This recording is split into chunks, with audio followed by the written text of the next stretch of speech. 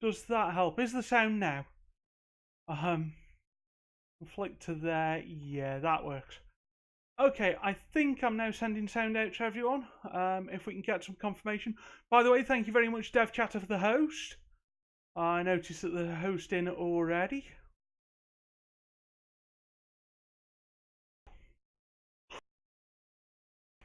Good news, though, people, is that my headset muting still works. So happy days there. Good evening, Cody Beard. Yeah, you can hear now. Excellent. You poor thing having to hear this. I suppose you could mute it if you wanted to. So let's have a quick glance at where we are. Just in case anyone's sort of forgotten, this is the more beginner-oriented stream. So this is where we're working on our calculator, and I'm trying to explain things more in depth. So for beginners to F# and complete beginners to programming, this is where you want to be. You're more than welcome to be in the other streams as well, and more than welcome to ask any question in the other streams that you like. But these are absolutely dedicated to beginning topics. Oh, my hair really is misbehaving as well. Now I understand why every streamer on this planet wears a cap except for me. I need a cap. So, we're used to just downloading a zip to get the files. I'm now going to introduce people to GitHub. A lot of people here will know about GitHub already, but for those who don't, you get the code by following the link provided at the Nightbot's happily given to us if we put bang code into chat. That will get you to this page. Now, anytime I upload the code, it will always be here. It will be always on this page. And all we need to do is go to that clone or download button, download zip. Don't worry about the other things, just download zip, it's easier. And if you unzip that somewhere, you will get, in almost true Blue Peter fashion, a folder called calculator. We go in there.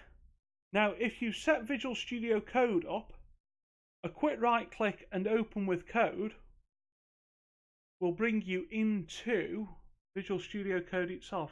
Apart from I've made a couple of changes there. So it will bring you there. That's where we're going to be starting off tonight. Let me just quit a few things. Yes, I know I've just killed LastPass. I don't care. Let me just see if I've set something else up as well while we're in the start of the stream. So, if you wish to follow along, that is our starting point. Let's see what happens when I show this pen out. Right, I've got to do one more thing as well quickly. I do apologise. This is, however, you know when I said that we were on a new computer today? Well, we are. It's happened. It's built. I'm not 100% sure it needed to be yet. Yeah, that is built. That's working. So, we are expecting technical issues here and there. Mildly unfortunate, but hey, that's a bit of a shame. Hey, S&B, thank you for the hype. Let me see what's going on with this phone as well, because it's decided it doesn't want to connect to chat and things, so I'm going to have to use chat on a different machine there. Ah, excellent. We're in chat. That's handy. So I think we're now set up to do something today. First off, let's have a look at what we had previously, just to remind everyone where we're at.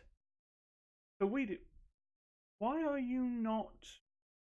Okay, we should be seeing things there. Let me just go into the debug and run it once. Let's run this. Because I'm on a completely new machine, of course, you get to watch all the debugging stuff download and everything. So we're doing an install of the packages. Let's have a talk through the code anyway. If the code needs to become bigger, yeah, there we are. We're running. We are running. So, actually, let's have a talk through the app, since we're running it. So, we're entering numbers down here. I don't know why that hasn't scrolled. It has. Why is that not scrolling now? Let's give that another go. Ladies and gentlemen, this is why I try to only upgrade my machine once every a good number of years. Okay, so we can add 12, 30, try and add a word to that, and we're told that that's not understood. So we've got some basic error handling in there, and if we enter N, we are finished. At that point, it shows us the list and it sums it up for us. So excellent. We can add numbers up. This still isn't a calculator though, is it? All we can do is add numbers. That's a little annoying, but okay, we'll go with it. So what do we have in terms of code? Well, we have a function to add numbers. We have a function to multiply them. We have a product function and a sum function. Now, product and multiply are not being used in the program yet, but that's something that we might try and fix tonight. And then we have a recursive function, as indicated by this rec. And that's saying we're going to ask for a float, for a floating point value. So we print the prompt out. Notice that hasn't got the N on the end, that's a print F. And that's how, down here, we can get it to not use a new line. So it's print, the F is format, and the N would be new line. So without the N, it's just print without the new line. So we'll grab some input. We'll see if it's an N, because that's what we're trapping for the exit. If it's not, we get some text input. Well, we try and parse it. If it parses, we send out the value in an option type. If it doesn't, we throw an error and we recurse. So we go back and ask for that float again. Down here, we've got yet another recursive function, so another function that calls itself, that's called ask user for numbers. It takes in numbers so far, and then says, let's ask the user for a float, and that's what we're going to give the function. So we've got the prompt there, and we're going to get a return from that. We're either going to get some or none. So if we get something, we carry on going, and we stuff that value at the front of the list. So this is called cons, or consing onto a list. We might, actually, that's probably a good first topic for tonight as to why we stick stuff at the front of lists in F# and not necessarily at the end of them. But we're going to ask them for numbers, stuff them on the front of the list, and for a none, we're going to bail out. Hi, Ancient Coder. How are you doing? Have you had a good week so far? If you have, you know, actually everyone, let me know how's your week been, please, people. And you know, what plans have you got for this weekend? Let's have a nice friendly chat as well as doing some programming. We don't have a script here. There's no point. I mean, I've literally just decided off the cuff roughly what concept we're going to go into tonight, so that's interesting. That's as good as it gets.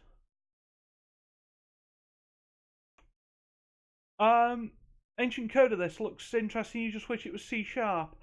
I don't stream C# to be honest, Ancient Coder, because I'm preferring F# at the moment.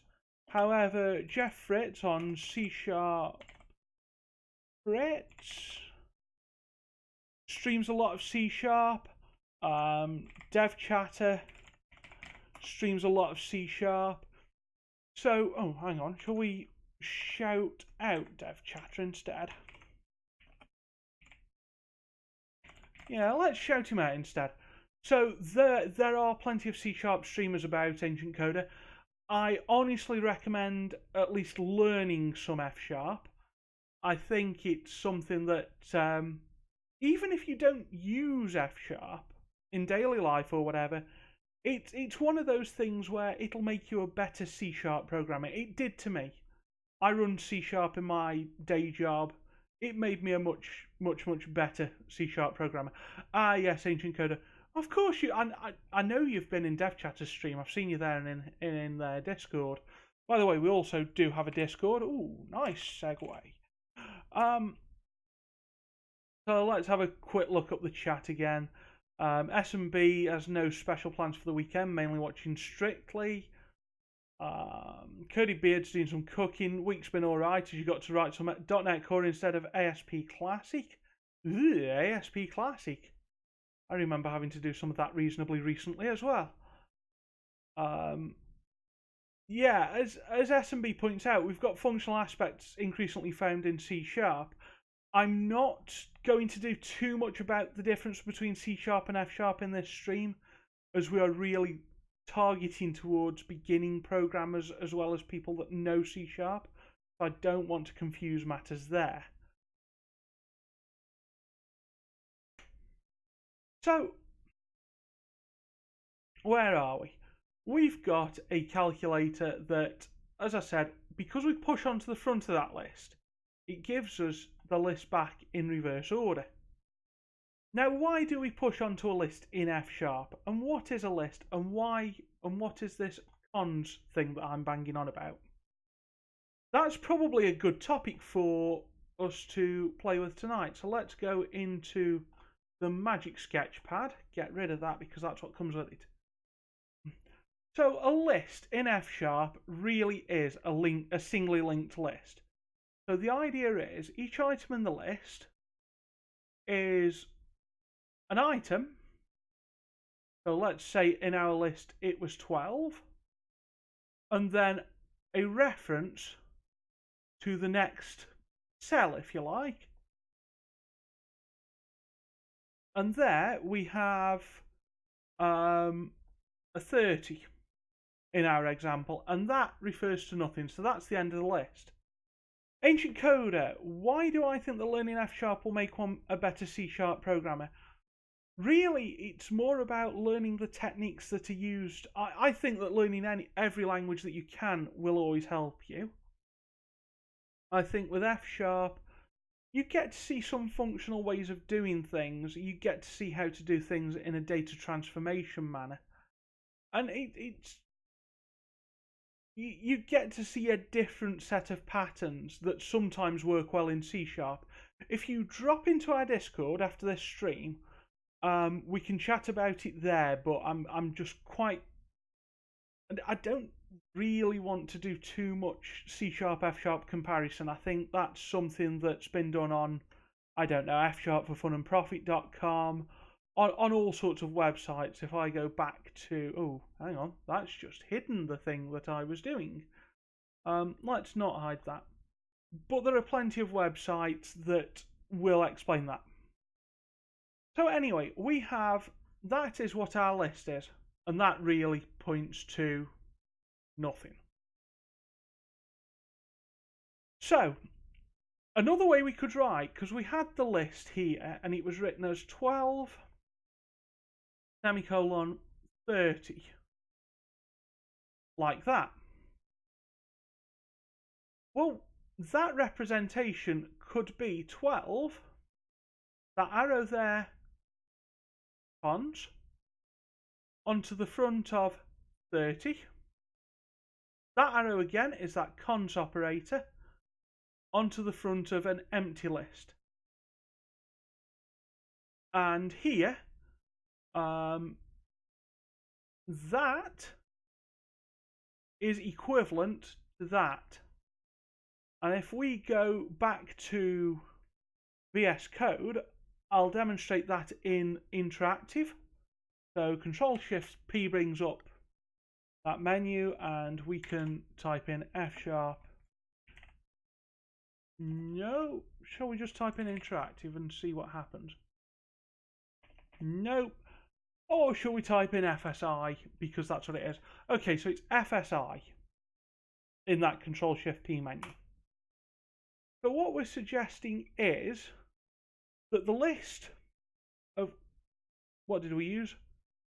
12 and 30 in our picture, and I'm going to ask F sharp if it is equal to, now put this in brackets because I don't know the precedence order here, 12 const onto the front of 30 const onto the front of the empty list. And F sharp says that that they are equal. So just to show that that really is the case, if I grab that, it gives that list out. Hi, John Haimling. Thank you very much for the follow. Daily Alexa developer here. Never used F sharp before. Daily C sharp developer. I have used some F sharp and I've played with Alexa. I think you'll probably enjoy this, John. Certainly, if for no other reason, then how have I not got the operator in here? The pipe forward operator exists. So, I think just for that alone, you'll probably like that.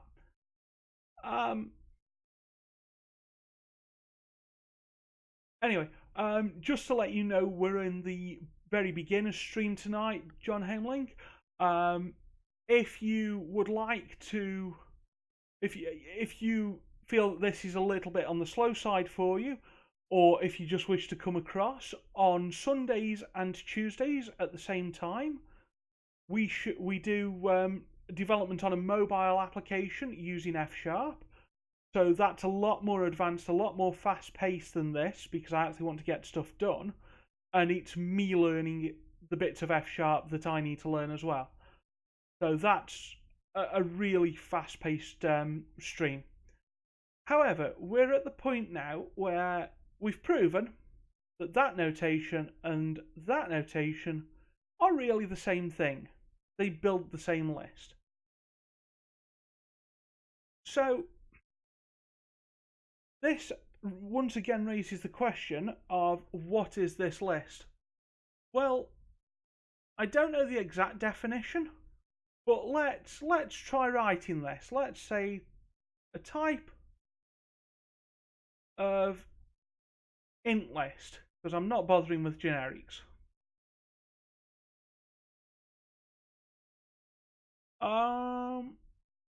Is equal to, well, either the empty list, so let's say empty, or it could be equal to a int followed by an int list.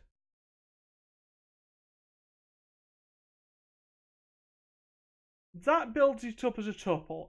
This isn't the implementation. The actual implementation is more confusing than this. And that would actually give you a tuple of tuple of tuple of tuple.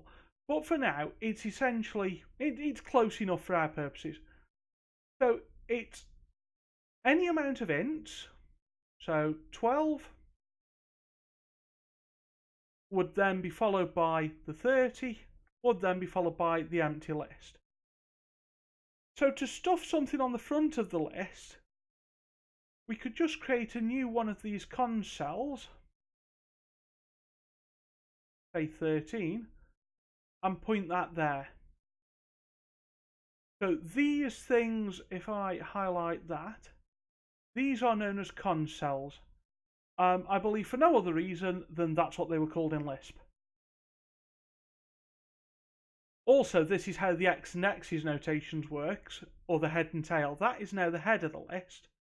The tail of the list is that whole mess. If we make a new, if we put something on the front, then the tail becomes the whole list, and the head just comes whatever we put there. So, whereas if we were to add something onto the tail, onto the other end, we'd have to modify where that points to. So we'd have to walk the list, because we only get a reference to the beginning. We'd have to walk the whole list and then modify that reference. Whereas if we stick something on the front, we don't have to walk the list. So it is a constant time operation to put something on the front of a list. No matter how big that list is, putting something on the front will take the same amount of time. But let's say that jumping this reference takes 1 unit of time. This means to put something on the back end of this list, to put something around here, well, that's 1 unit of time. Well, from there, you've got to walk 1 unit at a time, then you've got to walk another unit at a time, and another. That's 3 units of time for a 3-element list. If this was a 100-element list, or a 300-element list, let's say, it'd be 100 times that length of time. So that's why we stick stuff on the front of lists in F#. So that's just a little brief look into the list type. You'll see this used a lot in something like Lisp. You'll see this in Haskell. You'll see this in most functional programming languages. So that's how that works. Okay, we're now bored of just adding numbers together. I want to ask a user, let's ask our person to enter in a number followed by an operator. And then we'll execute it in sequence. Is that a reasonable thing to do? Should we go for something easier to program but harder to use? If there are people here of a certain age or that are engineers, they might recognise this quite well. Do we do that? Can we go that far? So enter number, enter. Yeah, we probably can. This might go a little bit quick, and we might not end up with something that works particularly well at the moment. But let's go for it.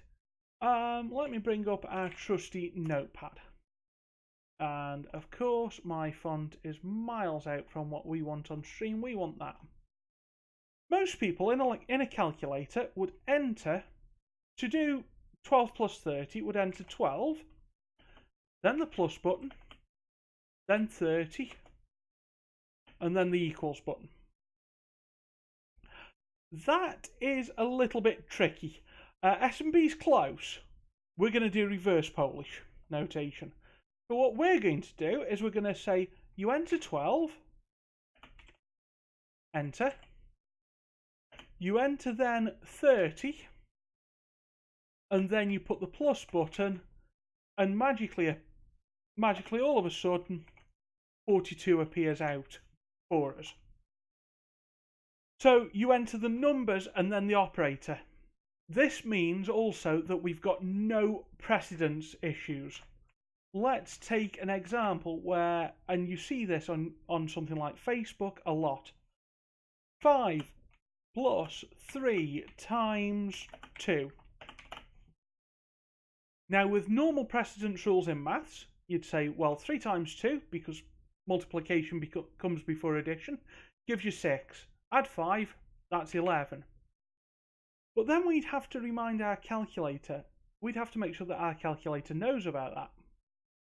And that's tricky. What we can do instead... Oh, and by the way, if you're doing that without... So 5 plus 3 times 2... Well, let's say that you don't follow those rules. What would a normal calculator do? It'd go 5 plus 3, cool. That's 8. Times 2, I make 16. So this matters. And this is where either using brackets or using the proper rules of maths helps. So let's not write that like that. What are we intending? We're intending for this to be the right one. So to save me from going mad, that's the other one.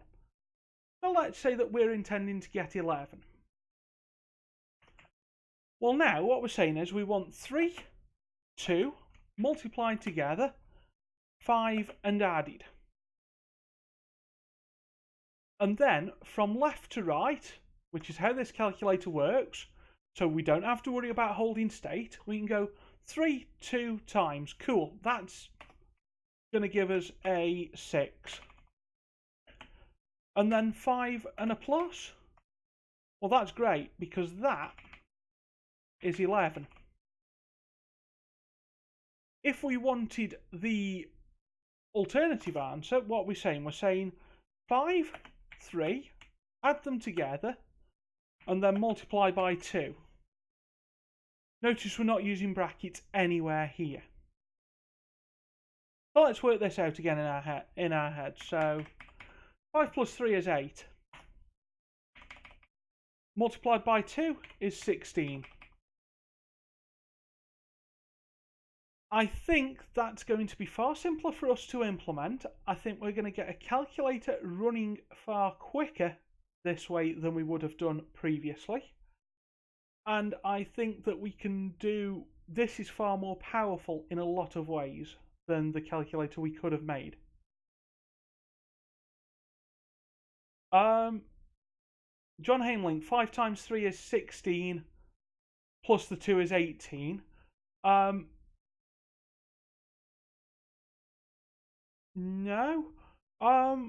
Is it not 5 plus 3 plus 2 times? The operator always comes after the operand.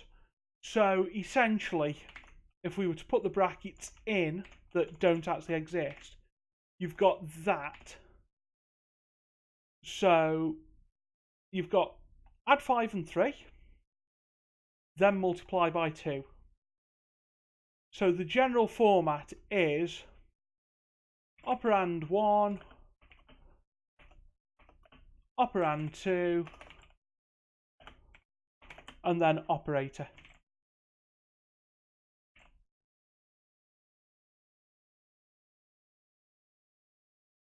So, I mean, no worries on the dyscalculus. Just as long as you understand the principle, we can build this up. In fact, building this up might help. So we've got our calculator that at the moment is asking user for numbers. Fuel Snake will bring out the HP48 to check. Do you know what? After the break, I am going to bring out the HP50 is the one I've got, and I'm going to bring out the 12C that I've got as well. I ought to have brought those downstairs into this room before this stream. If I'd have realised that we were going to go this way, I would have done. But yes, you will be seeing actual calculators that work this way on stream later on. Is this where I own up that I've got a collection? Yeah, we can bring real life calculators out to check this kind of thing, and anyone who's an engineer who's again of a certain age, or any accountant again of a certain age, will tell you that that is a lovely way for them to do workings out. We're having the calculator conversations, are we? Let's build our own. So what do we do? Well, at the moment, we're asking for floats, aren't we? And we're asking user for numbers. I don't think we need to enter numbers now. I think we need to just ask for floats. So, S&B, we're building the GH-001. Or we could be building what I'm about to put in chat. It could be...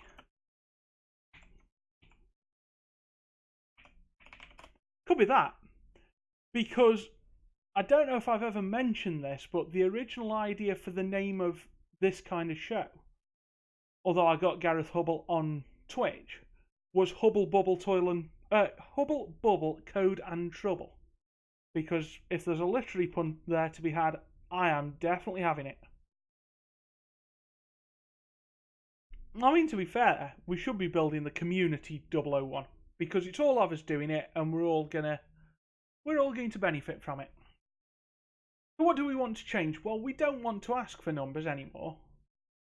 We want to ask for... We're not asking for numbers. We are just asking for input, aren't we? So, how about input? And again, ask for float. We're never ever going to be asking specifically for a float. So actually, this code is no longer needed. And that's fine. I'm happy to delete that. And that lot. Because we're going to try something else now. We've still got a sum function and a product function. I argue we don't even need those anymore. We are literally now, ladies and gentlemen, going pretty much from scratch. In fact, let's go from scratch. Let's redesign this as a new calculator. So what do we want to do? Well, we definitely want to ask for some input of some kind. So let's let the input, and we'll build this out. It won't take long anymore. Remember, you've all got a copy of this code to work with. You've all got access to that. That is on the GitHub, and I will write up if you need any help getting that code. I did go over it quickly at the start of the stream, but it is just generally the green clone or download button and then click download zip.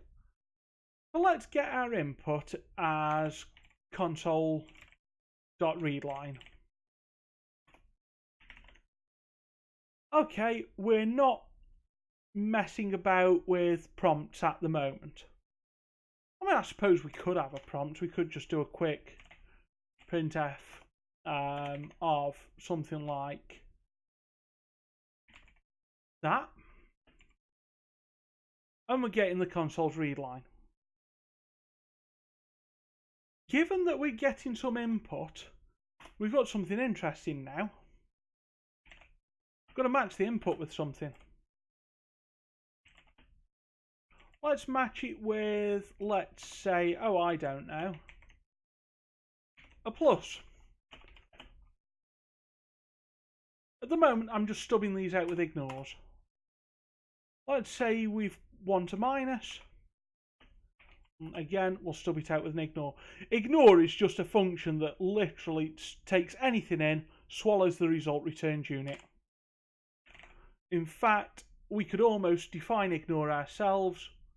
I mean, it takes a value of type t and returns unit, so let's prove the point. So let ignore of t, and then call it value, and all it does is spit out that. Instead of having it as t, let's have let inline. I suspect that that is probably the actual implementation to ignore. And of course, that value, we can put the underscore there to say it's a discard. So that is ignore. But F# nice and gives it to us already. So we're matching the input. We're saying plus, minus. Let's do the standard 4. Now, I'm not going to make this bulletproof tonight, and there's a good reason for that. That's probably the next stream or two. We will get into a topic we did on Tuesday night, but we'll do it much, much slower, much more understandably, much more beginner-oriented, I think. So we'll ignore that, and we will stub out...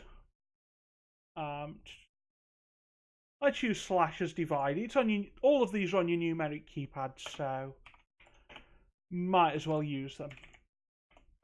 Ignore. Oh yeah, S and B. Yeah, that's exactly what we're gonna go for.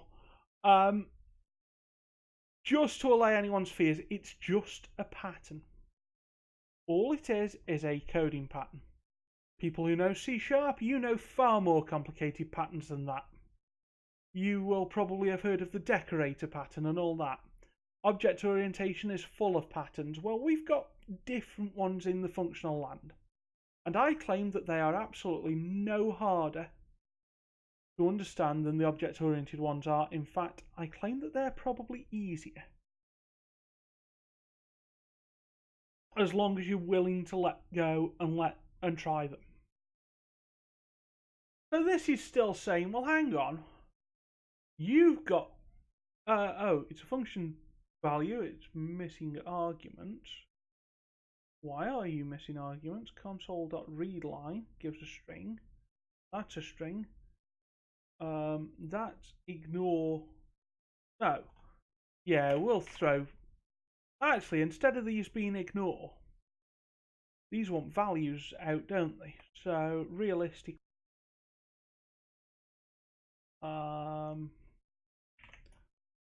Let's just give unit.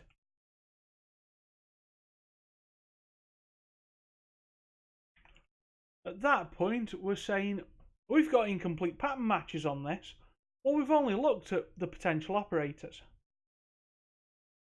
So we need to go for a number, and now we're going to guard this because at the moment that's saying, well, that can be anything. So we're saying number when float. What does float of something do? It returns a value, so we can't. We need to go try parse. Yeah, let's say double dot try parse of number is true and an underscore. Oh, hang on. Can we not do that?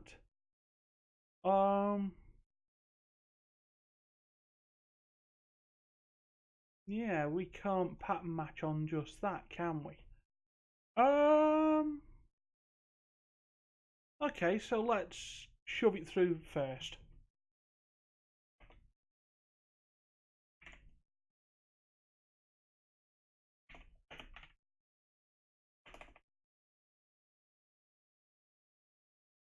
So, that's interesting.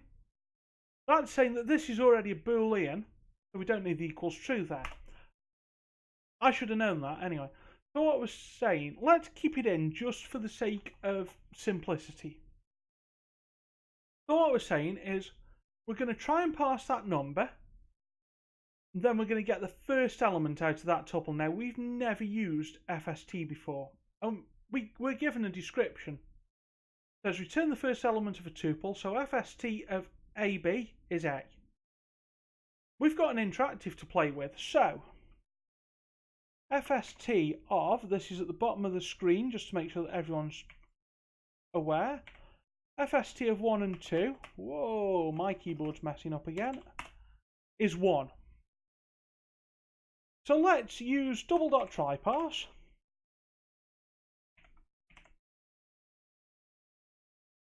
of 42.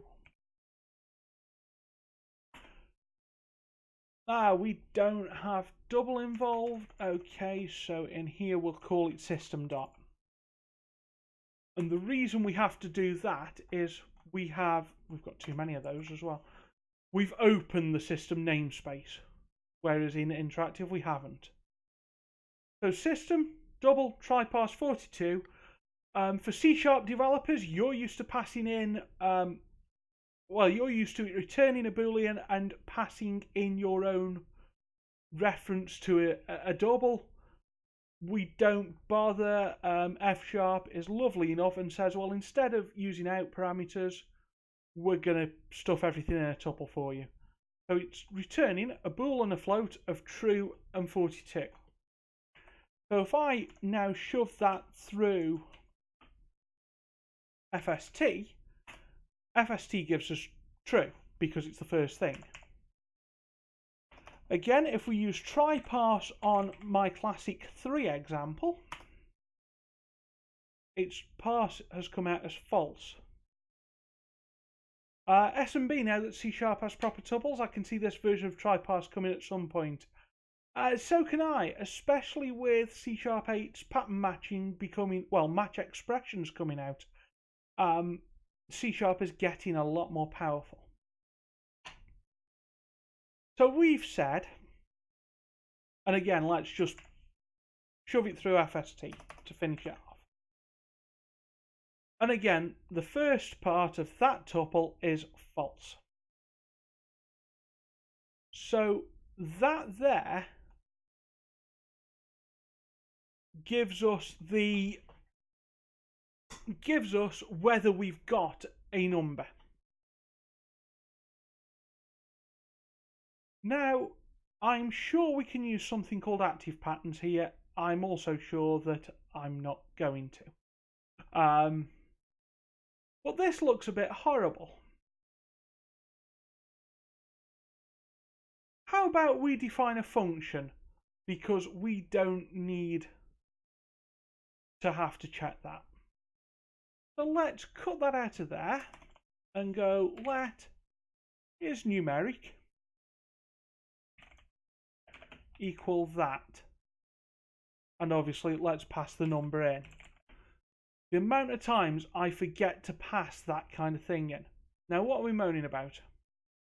TryParse doesn't know exactly what it's being given. It could be given a few things. So let's tell is numeric that number is a string. Then all of a sudden we take a string and spit out a bool. So we're saying number, when number shoved through is numeric, equals true. John Hamelink, expression matching is so nice, one of my favourite functional idioms. I adore it. Expression matching is lovely, something that I really want to show the power of here. Could we define custom types like a numeric type which uses TryParse to evaluate if it's numeric or not? Just so that everyone understands what that /1 on the end of TryParse is that John Hamelink has put. In Elixir and Erlang, which is what Elixir's built off, a function signature doesn't include types, so it is the function name / however many parameters it takes. Now, given that F# is statically typed, we can have two functions. I think we can do this in F#. I know you can in C#. I think let is numeric number of car equals, let's spit out unit for all we care. Yeah, that's not a compile error. Both of those would be referred to as is numeric /1 because it's dynamic typing in Elixir. That isn't possible. In F#, that's entirely possible, so the function signatures are a bit different. Just so that was a little bit of an aside. And yes, SMB, the pipe forward operator will now forever be the shove through operator. Yeah. No worries about using the Elixir arguments as shorthand. It brought up quite an interesting point as to one of the differences. And one of the things that I personally like about F#, and I know some people aren't so keen on, we could have the whole sort of static versus dynamic typing argument, but please don't. So, we've now got, we're saying number when number is numeric is true. Well, is numeric returns a true or false anyway. So true always equals true, false never equals true. So what this is saying is x equals true might be able to be refactored into x. Refactoring is what we did when we pulled that function out. It's neatening up code. It's making it more maintainable, which when you've got a bigger system than this is important. We don't actually have to have the equals true there. And I just want to take a moment to go over line 16 of code here. Can't do it just like that. We're saying number when number is numeric. Isn't that much nicer to read than number when $.TryParse number, the first value of, is true? And that in itself is the majority of refactoring work. Getting code nice and maintainable. So that, again, at the moment, we're going to spit out unit. Hello, Duck of Doom 12. I did provide a link to some starting code, but to be honest, it looks like we've pretty much started this from scratch. Interestingly. SMB quacking at Duck of Doom 12. I'm not sure if it's quack-worthy or if Duck and Doom 12 comes from reasonably close to me, where a pet name for everyone, you'll hear Shug, you'll hear Darling. Around here, you hear people referred to as Duck. So, A up, duck ow at, which I don't expect anyone here to have understood, and that is, hello, good person, how are you? Actually, let's ask the question, Duck of Doom 12. Where did the name come from? So, we now have... Oh, and by the way, for everyone that isn't in the Discord, because I don't know if Cody Beard's in, I know a few others aren't, we do have a Discord channel, and I do look in there and post in there. We also have Twitter, where you get to see me rant about absolutely anything I want to. So we've now fixed the issue of that one. Input's still got a green underline, and it's still saying that we have a case not covered by the patterns. Now, I'm going to assert that because we've got operators here, we don't need an escape. Actually, yeah, let's have something to quit this with. So let's suggest that we use something like, oh, I don't know, Q to quit. Or should we just use the empty string? If people put nothing in, that says that they're quitting. That makes more sense. Duck of Doom 12. In college, someone once threw a loaf of bread at your head in a drunken fit. As you were out of bread at home, you took it home, hence the name. That sounds like it to me. Is this an expression parser? So far, Duck of Doom, this won't be. So far, we are just going to work with reverse Polish notation, and we're going to do everything immediately. So we're going to take the 3, take the 2, take that, and so on, and work immediately. We're not going into parsing yet. Well, not really. Anyway. Let me just neaten that up a little. That was getting a bit annoying. The shunting yard algorithm. Truth be told, I don't know exactly what it's called, but again, it's not a big issue. We're just working with stacks. We're not playing about with algebraic notation. This was just to show what reverse Polish notation looked like. I don't know if that is the shunting yard algorithm. I always thought the shunting yard algorithm was to change between those. This is where I'm probably wrong, because I've never done anything about using algebraic and reverse Polish notation in the together. I've never parsed between them. I never really saw the point for me because I like reverse Polish too much. So we're saying we've got the input, we're matching it with anything. Oh, hang on a minute. Still got incomplete pattern matches. So we've defined our 4 operators, we've defined our number, and we've defined our quit condition. So surely, let's have a discard that does a unit. Okay, that's cool. So for now, let's just replace these with prints. So we've got adding there, we've got subtracting, we've got multiplying, we've got dividing. That's going to printfn the number. If we remember, that %d is a numeric value, so we need to convert this into a float, because we only checked if something was numeric. Float number. Why does float not play nicely with number? Is something being a bit silly there? Hang on. This is something else. Why we've got the interactive window open all the time? Float 2032. That works. So why does float and number? because that's %d, isn't it? %f. Let's get our format specifiers correct. That was saying printfn quit, and that is just going to return an error. In fact, let's say that that is a number. So if we go and run this whole program, or I wonder if I could just do that. Now we've got indentation issues by sending all of that. That's a little annoying.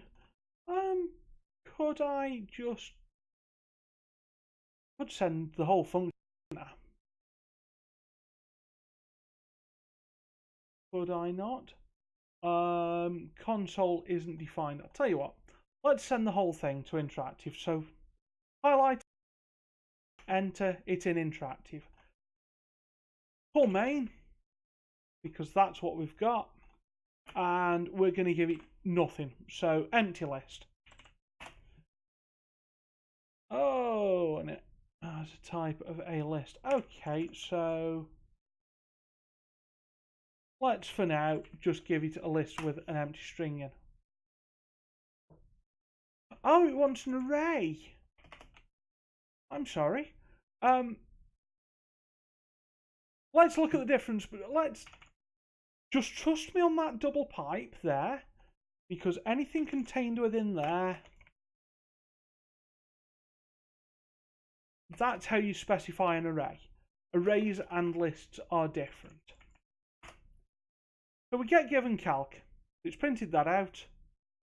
The input that we'll give it is a plus, and it prints out adding.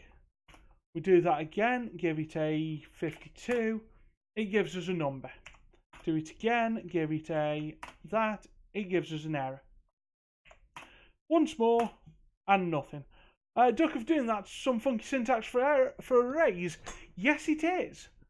But it's because the list syntax was already taken up. So that's a list. That is a empty array. That's an array with a string with a couple of strings in. Truth be told, in F#, we don't, well, in my experience, speaking as a relative beginner, I haven't used arrays much.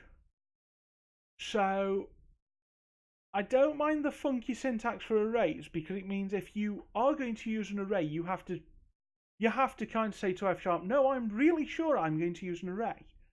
You can't just do that and expect an array. Doing that gives you a list. So we've got a simple match statement. We're only getting one thing. I don't like that. I want to get input. And I want to do it recursively. So let's let rec tokens. Duck of Doom, there's a difference between lists and arrays.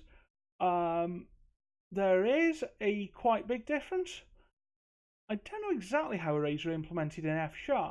A list is a singly linked list. I think an array is still just a memory mapped location and pointers. I'm not 100% sure. Yeah, Fuel Snable's sort of saying the same as me, an array's a continuous bit of memory. Go on then, Fuel Snable. Why do you love arrays? Because I don't use them. And yes, mutating the elements, I don't like that idea at all. So we're going to recursively get a set of tokens here. So we'll take in, what shall we take in? For now, let's just take in a list of tokens so far.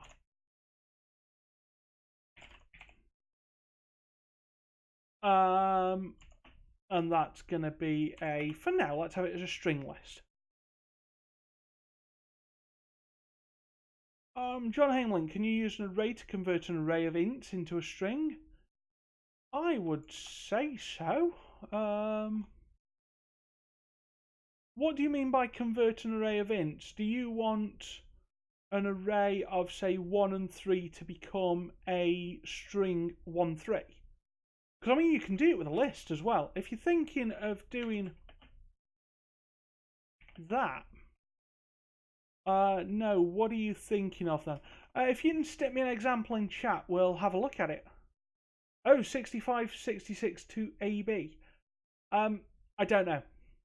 Yeah, you must. Yeah, because you can do. You would have a byte array, so you would have something like 65 UI, 66 UI. Shove that through something like string dot from byte array.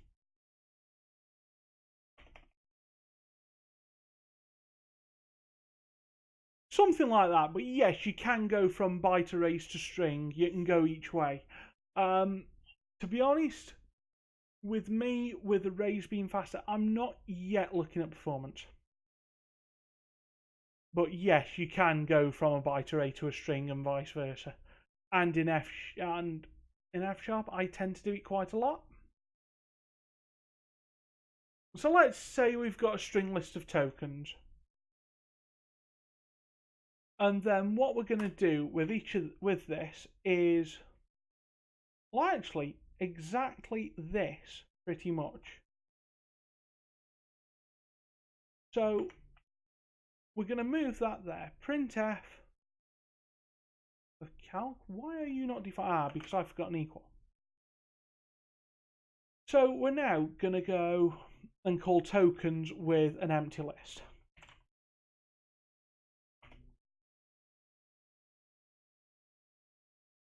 And we're not doing immutable stuff yet. None of this is particularly pure. We'll do that at some point. So let's go. Well, we'll print the adding. I say let's not. Let's go print fn tokens are sent A, and then no, let's not use the backup pipe. That's going to get confusing, and a capital A there. So what we're saying is we're going to get all the tokens and print them out. So we're getting, at the moment, tokens is going to be a string list. So again, we're going to get this whole thing reversed potentially. So we're matching we're doing the print, we're getting the input and matching it with that. So because we're adding, we still want more tokens, don't we? That's not the quit. So we're going to then call tokens, because we're still tokenizing this string, this input, with adding const onto the front of token. And oddly enough, I've done something very silly. Let's not call this tokens, let's call this calc. And let's call it calc there and there as well. Fuel stable, just carrying on the arrays discussion for a second. Arrays are one of the most efficient data structures in .NET. You're a performance guy, so you like the low overhead structures. Yeah, continuous memory for caching reasons. If you want to index into a structure, a list is really bad. Because as I've shown, indexing into a list, you have to walk all the way through the list. Whereas arrays, you go, oh, I'm at this. I start at this offset. I know the size of every item. So multiply that by the index that you want to go in. Move forward that far in memory and your array and your items there. So indexing is trivial. So if you want Yeah. So there are trade-offs. If you implement a stacker list, seems like an obvious choice, and as you've probably already worked out for your Snable because you mentioned the HP48, stacks are coming soon. But we've got, that. So we're matching the input with adding, and then we're returning the calculation. Oddly enough, calc should always return something. So let's say we are subtracting. This again is something that we need. So subtracting,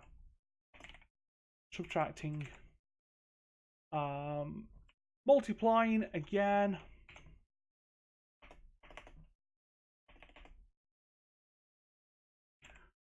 So you can see what we're doing. We're just spitting out exactly what we found without that semicolon. List.length is, list.length again has to take the amount of time of the length of the list because you've got to walk through until you find the end. So yeah. Yeah, I mean, benchmarking code of the unit tests, Cody Beard. Again, in the more advanced streams, I am aiming to do that kind of thing. At the moment, I'm looking at using as simpler setups as we can just to make sure that people understand what we're doing. Go on, let's introduce a new function. Let's do it. If you want to use a format specifier in a string but you don't want to spit it to the screen, you can always use sprintf. So, again, back to interactive. Let's do that.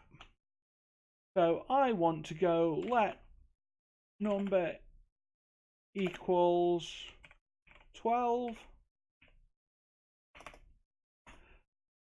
And if we do the sprintf of 12, it says that it returns a string of that. So doing that. Now, interestingly, every time we've done something, we've called calc. However, in the quit scenario, we don't need to. So why not just return the tokens? Or we might as well stuff quit on the front. So quit on the front of tokens, or const onto tokens. However, we now do not need to worry about anything there. So quit on the front of tokens and return it, because we're not going to recurse. And that's now thrown a wobbler, because, well, this needs to return something.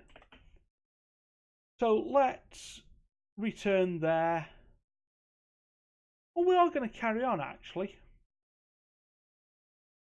So we're going to have calc of error in front of the tokens. So again, what we've done is we've created our list, but it reverses what we've asked it to do. So it's going to show us all the elements in reverse. That's fine. So if we run main with again our empty array,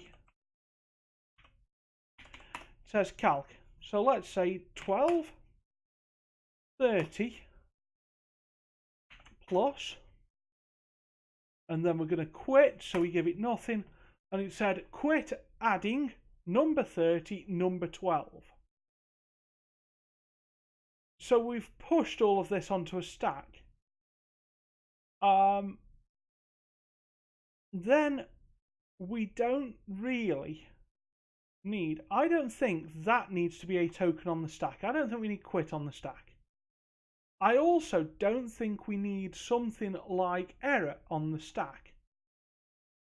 So if we run that again, we can go generate an error, 12, generate another error, 87, multiply, quit. Oh, quit is nothing, isn't it? It's got quits and errors on this stack. They're just getting in the way. They're never used for any calculation. So again, I'm calling this a stack. It is just a list that we keep appending to the front of. And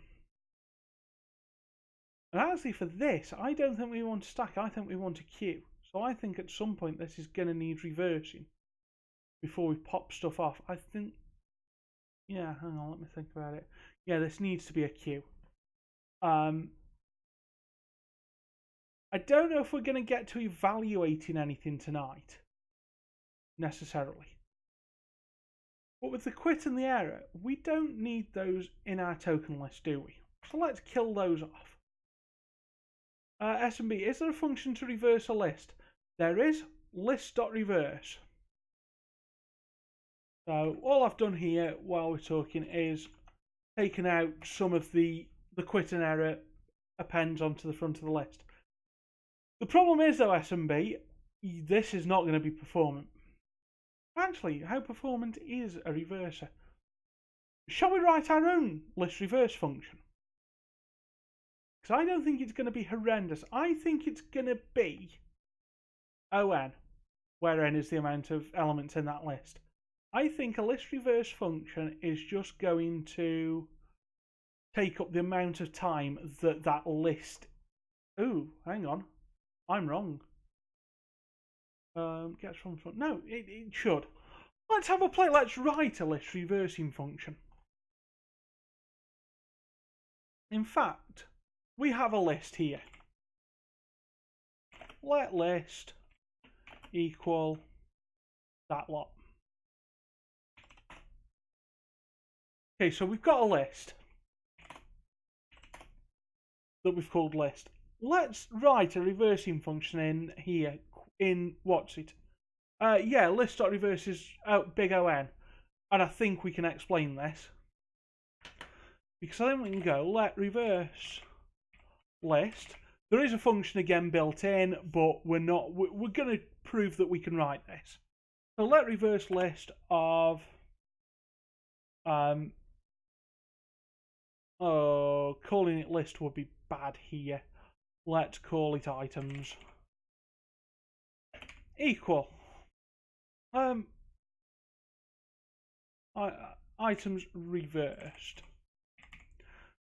So for this, we will have to, yeah, we'll have to, now let's call it items. Let's do this properly.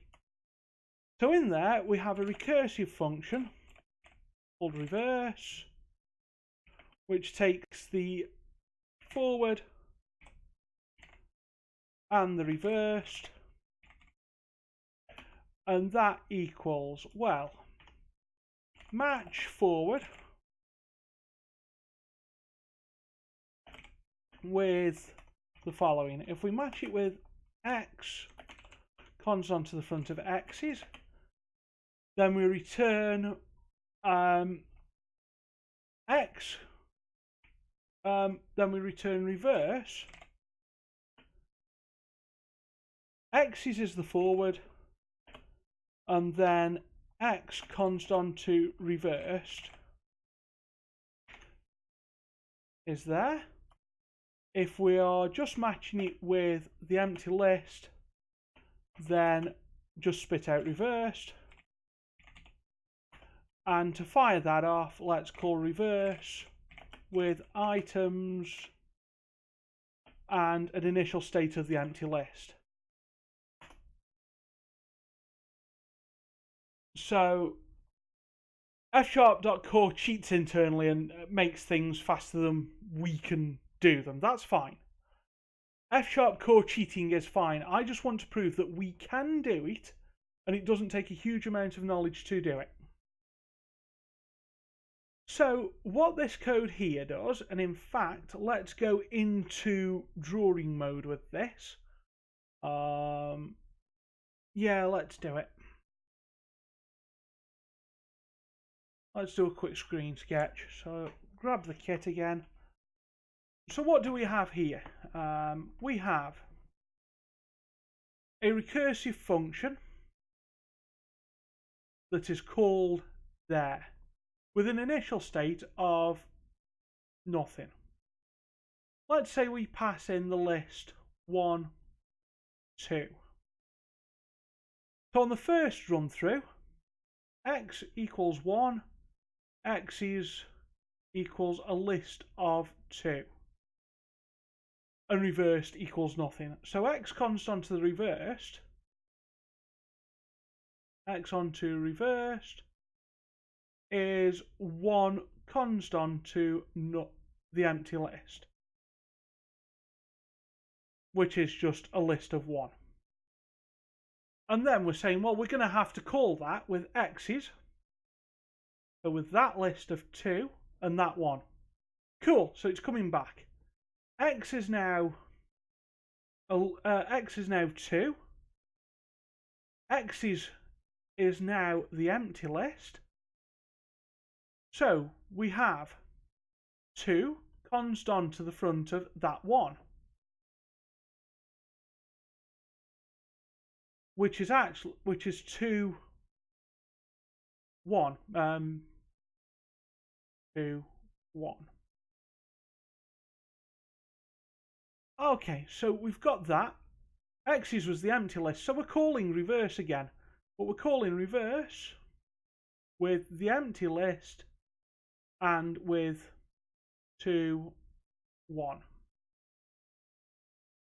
Which then falls through, because forward has become that empty list, falls through to that case, just spits out the reverse list. So we call that, we do 2 concat, so we're calling that 3 times. If we had a list of, let's say, 1, 2, 3, 4, then it would call once to grab that, once to grab that, once to grab that, once to grab that, and once to grab nothing. So 5. So this screams tail recursion to me, because the last thing it can do is call itself again. Let's not look at ILSpy tonight necessarily. We could just quickly bang this into its own file, compile it and have a look at ILSpy. We will do it, in fact, but if people don't understand it, don't worry. And we'll go into tail recursion. But that's how we're reversing a list. So, that is our own function to reverse a list. And if things would go back where I put them, would be nice. Well, now that we've implemented that, might as well copy it into there. Now, I've done this a bit of a silly way round. What we could have done was actually just write it in here and send it to interactive. And we will do. So this is an A list to an A list. Now we're going to cover something else, because we've done this with strings. Oh, we never tested it, you know. We never proved it worked, did we? Can we do that? Let's pipe list into reverse list. Yeah. So pipe that in. And if you look, that error goes there, then a number 12, then another error, then that 87, then multiplying, and then error, and then quit. So that reverse function works. It may not be as performant as what's in F#.core. The actual function name in F#.core, I think, is list.either rev or reverse. Hi, Feignick. Sorry, I really don't know how to pronounce your name. Sorry. I do love the fire emote. If I've completely butchered your name, please try and tell me how to pronounce it, because I'd really like to learn. For this application, that was plenty performant. Yes, SMB it was, but it's always handy to know that we can get more performance. I mean, the old joke goes, you know, RAM and CPU upgrades are for people who don't know how to write algorithms. Algorithms are for people who don't know how to buy RAM and CPUs. There's a trade-off. And if the trade-off's not horrific to get more performance, I always like to do it. In our case, the trade-off is we delete our function and just use F-sharp's built-in one. So realistically, us doing that is a bit silly. It was just a case of me going, can we prove we can do it? The answer is, not only can we prove we can do it, but we've proven that we don't have to give it an initial state because we can write a function within a function. By the way, people, F-sharp got this from the start, I believe. Functions within functions are things. That is an excellent way of doing encapsulation in F-sharp as well. Instead of trying to do the OO thing, this is more idiomatic encapsulation. I'm going to show an issue with this though, because I can. This takes any list and returns any list, and it doesn't know the type of that item. Let's show that that is not particularly nice. So in fact, we'll shove that calc through reverse list.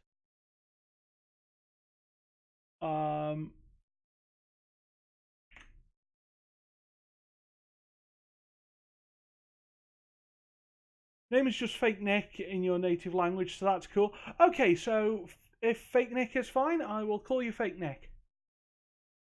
And again, let's just get rid of these brackets, shall we? So, oh, we can't, so we might as well not bother.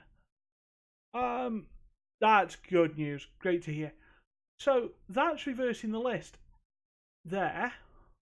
Let's then print out a dummy list. Dummy list, not Dunny. I'm not Australian. And let's just use a list literal of 1, 2, 3.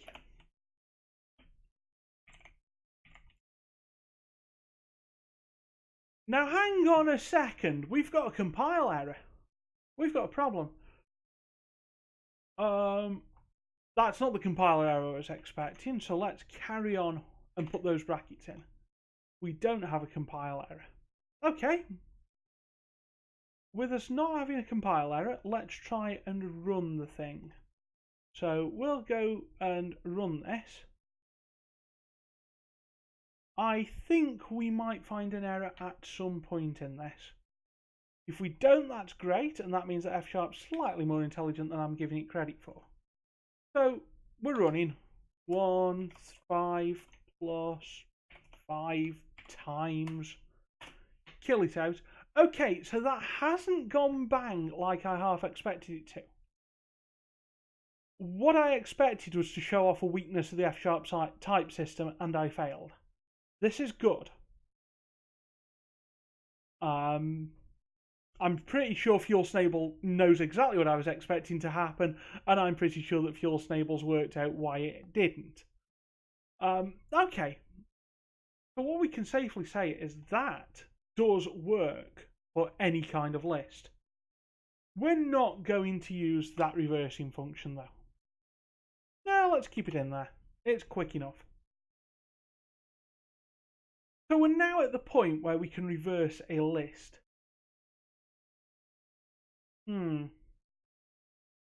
Do we want to try and do this backwards? Let's have a look. I believe someone earlier mentioned something about the shunting yard algorithm. And that was Duck of Doom 12. Let's bring up the shunting yard algorithm. In Wikipedia. Let's see exactly what it is. Ah, yeah, this isn't what we were thinking. It turns something from infix to postfix or an abstract syntax tree. We don't need to do that. Actually, we could write a parser here, people. Would you like us to write a parser and get something? Well, basically done a parser without telling everyone. Shall we turn this into an abstract syntax tree? I think this could be fun. Let's go for it. So the tokenizer, we've cheated because we've told the user we want to separate this into tokens.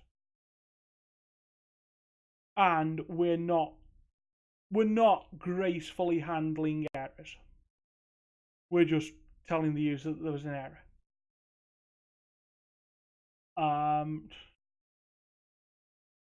So we've got operators. I'm trying to think this off the cuff now. We could reverse that list, and therefore it goes into being a stack again, into a queue.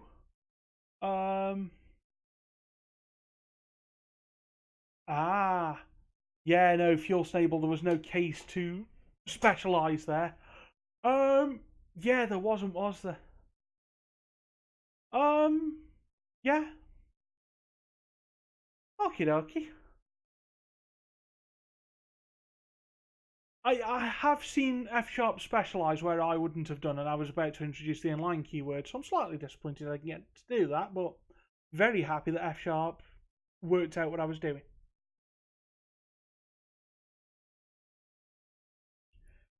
Let's see, let's evaluate, because we've now got our reverser, so we can turn this into essentially a queue. We've had to do the reverse, so we do have a performance issue here. Let's not beat about the bush.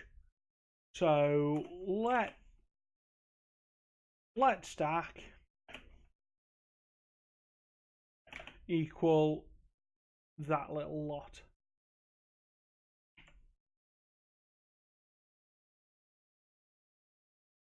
Now we could work with that was what it was. It was a plus. Okay, Fuel Snable 8. If I tried to add things, if I'd done, in fact, we can do it. I'll show you what's going to happen. Let's go back to the issue. When I was talking about generics, I'll show what Fuel Snable's talking about in chat before we do anything else. Let's go. Let add AB equal A plus B. Cool, that's now claiming it's int. So if I then go printf 1 plus 2 equals %d, and then go add 1, 2.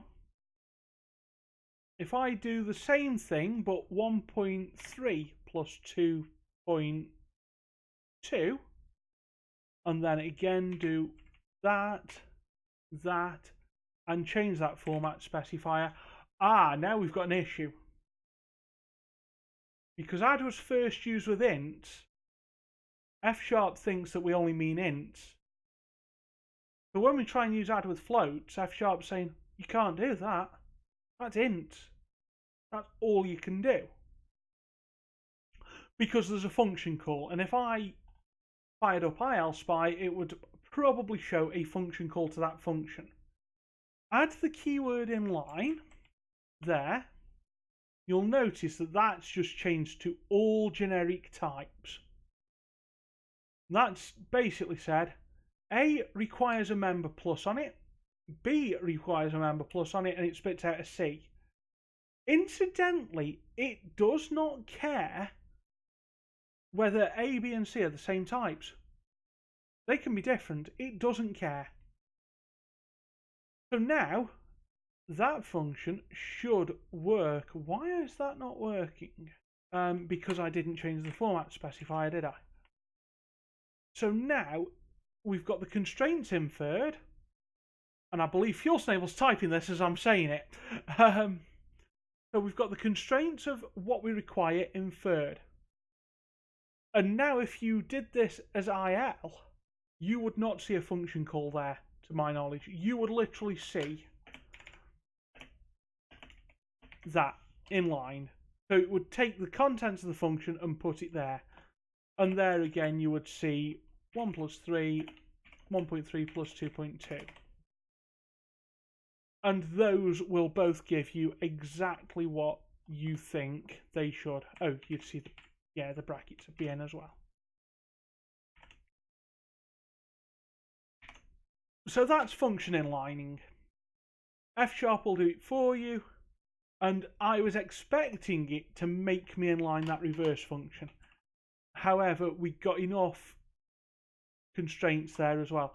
Yes, Kotlin uses inline the same way as well. This is because .NET generics are good, but they're not great. I mean, if we go back, they were modelled after Java generics. Java generics had type erasure in them. The covariance and contravariance was not as good as it should be. So your generics in .NET are a little bit funky. F# therefore has a better generic system and meddles with all that under the bonnet for us. Makes Kotlin look like it has .NET-like generics when running on the JVM. That's interesting. Yes, because we don't do type erasure in .NET for generics, whereas Java does do type erasure for generics. So, that all being said, if we go back to it, we now have a stack. We've taken out the addition of things to that stack, so the quit and the error aren't there. I think it's time that we give this a little bit of a run, and let's use the actual launch.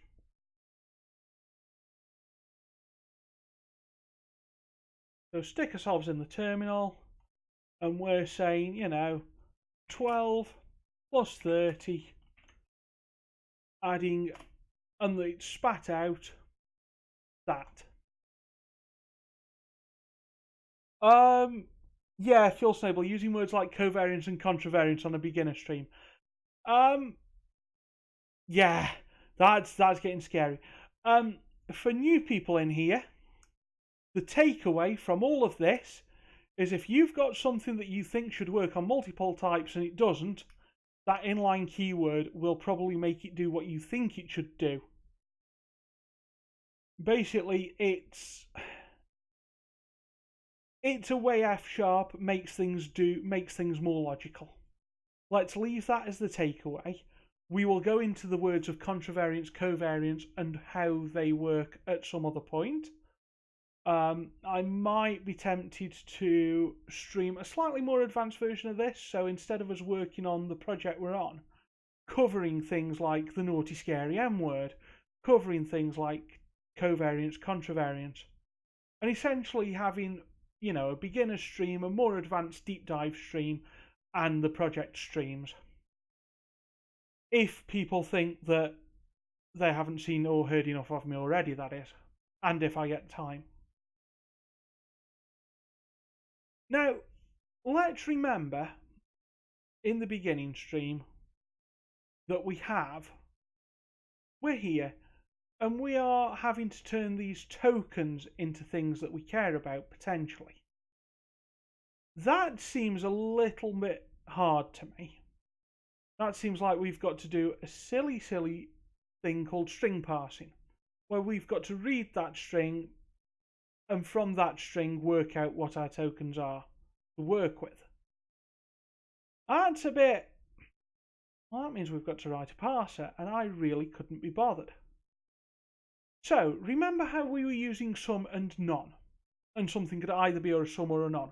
Or we've got this whole match expression here. Well, this is cool.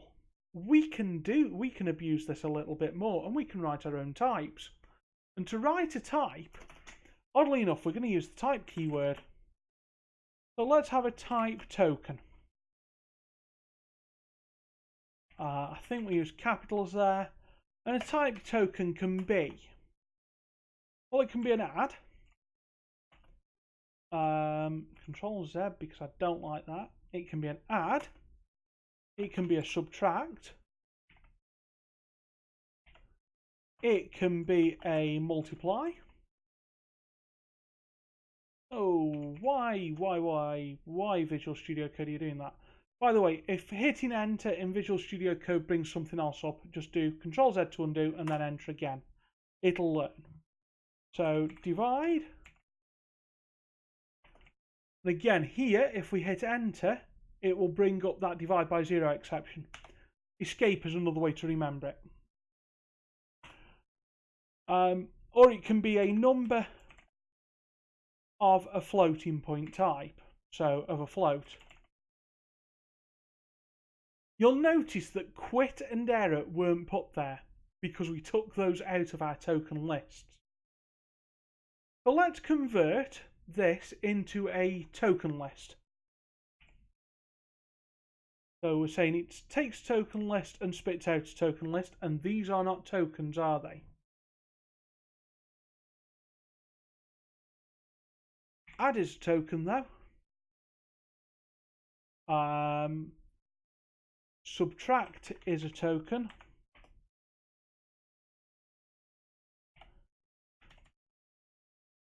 Multiply is a token. Divide is a token. And instead of doing that sprintf, we could do number is a token. Oh, operator precedence is working in my favour today. That's handy. Let's split this one onto separate lines because it's getting a little bit long. And you can do that. This is the sort of stuff that makes FuelSnable's blood boil, and uninstalling plugins, or at least shutting off all helpful autocorrect features. The problem is, a lot of the time I want that autocorrect, a lot of the time I don't. I'd like that autocorrect to be on tab, really, or on... No, space wouldn't work. On tab would be nice. Because then it only autocorrects if I want it to. Whereas on space and enter, it autocorrects whether I want it to or not. So now what have we done? We've now got ourselves a list of tokens. If we go and build and run that again, we can... Yeah, S&B, you want it to just know when it's needed, which obviously it can't do. Pretty simply put there. So let's use, again, the same example, 12, 30, the add operator. And now it's given us actual tokens, which are things that we can match against. What we've done, ladies and gentlemen, quite by accident, is written a very, very basic parser. It is just about usable. Please, please don't. And it only parses based on user input. So actually, let's do something a bit fun. Let's turn this into a very rudimentary parser. Let's not bother with calculation. We've got a few minutes to turn this into a parser. So what's the first thing that I want to do? Well, let's change this from calc to parse. And turn that, again, parse. At some point in the future, this will turn into a much, much better parser. And you'll see that this becomes unsustainable fast. So this can't just take a token list. This needs to take a rest of string as a string. Yeah. Which will break all of that. Don't worry. Just for now, to let it compile, we'll give it blank strings everywhere.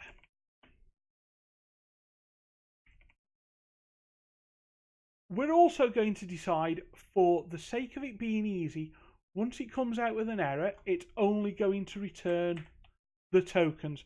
FuelSnable was hoping we were evaluating the stack of commands. I think getting the parser in would be a little bit easier for now, and possibly a bit more interesting. Let's get the parser in. I think we can do the parser quick enough that we can have a crack at evaluating at least one or two of the commands first. Let's go for the parser quickly. So I am taking a huge liberty on line 33 and returning the tokens that we've got so far if we hit an error. This is bad practice. We will fix this at some point. And we will fix this at first in a reasonably ugly way, and then we will demonstrate that this can be fixed really in a rather pleasant way. So that parse now has to take a string to start with. We'll give it the empty one to make it compile. So everything now will compile. So what are we actually going to do? Well, that input is never used in there. So why is that not? Okay, so at this point, that printf and that input disappear from there, go into there. So we're going to pass the input. However, we've also got to pass it a rest, and it takes a token list. We don't want to pass it an initial token list. We want it to assume that it's empty. So do you remember when before we had a function? Let's do that again. By the way, I held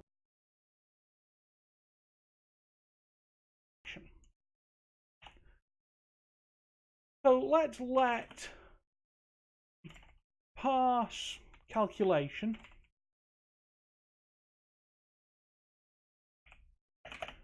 equal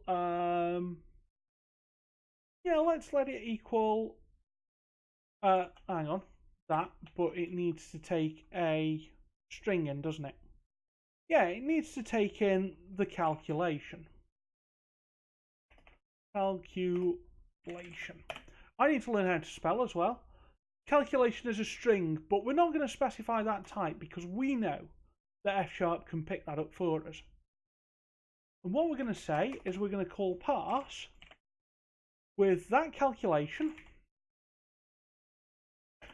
and a empty list to kick off with. And we're not going to match the input now, we're going to match the rest. We can't do that. So what we need to do is get the first item out of that list, out of that string. We could just split the string off. Or we could grab from the front of the string. So let's say instead of rest, we will shove it through a list dot it's a string dot split, isn't it? String dot split. How do we split a string in F#? String dot split? No, come on. I must know how to do this. String dot. Really? There isn't a splitter? I just want to split on white space. Quick Google time. Split string in F#. Let's show you this. So I want to split a string. Stack Overflow. Of course it is. We could call the string and split on it. Yeah, okay. Call it as a method, or we could call the function. Let's use the function. So yeah, it's system.string.split. Thank you, Fuel Snable. System string split. No, we're just going to have to call rest.split, aren't we? Yeah, that's a bit annoying. Rest.split takes an array of things to split on. So that's going to be a space. It's a character array there.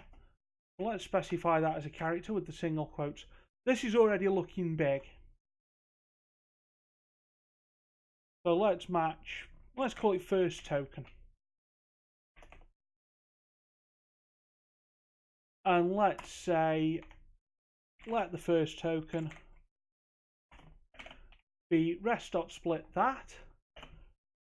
shove through. What does split return? Does split, oh, it returns an array. Array dot, oh, can we do a split?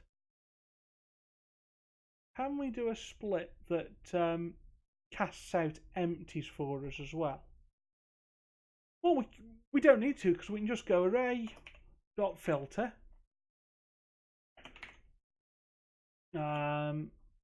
Function of our item, and it goes to item, the length of the item, not equaling 0.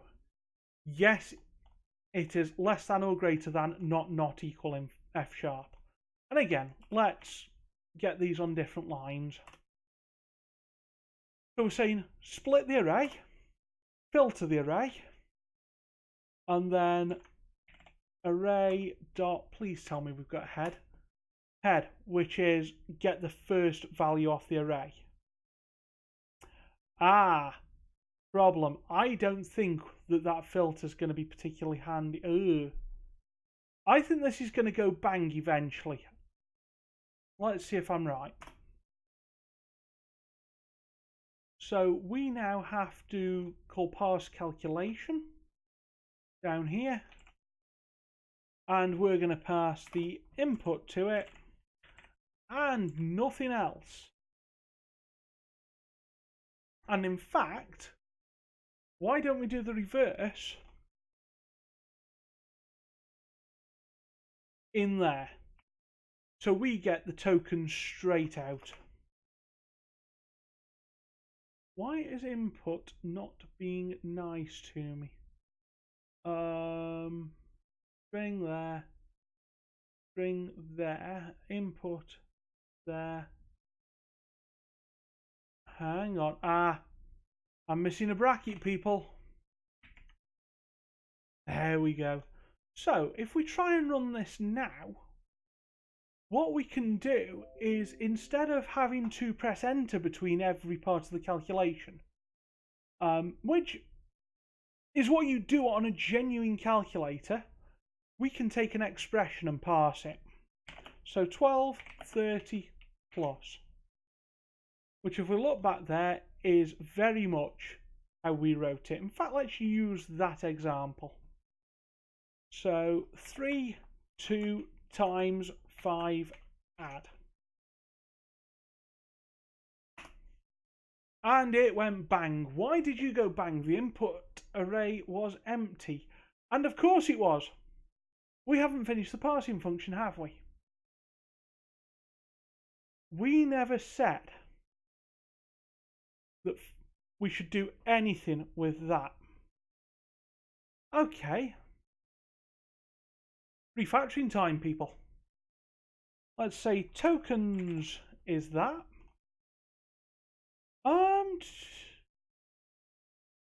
Oh, in which point, why don't we do something a little bit even cleverer?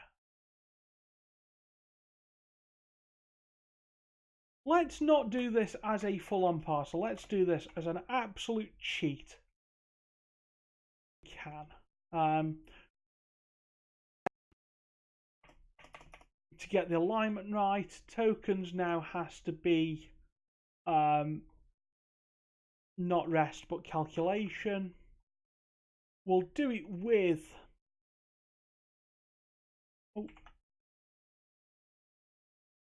that. It's not, yeah, it is called calculation. Calculation now, we don't know what calculation is, so let's constrain that to be a string.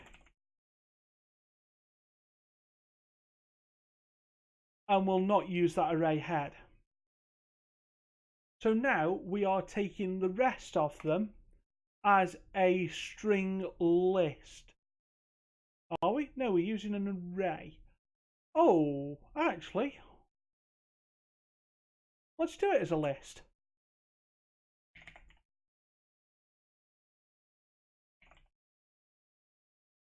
No, let's keep it as an array, because there's no performance issues and all the rest of it. So let's have a string array. And first token is just now rest. Shove through array.head. And then at that point, we can just go rest shove through array.tail. Oh, here.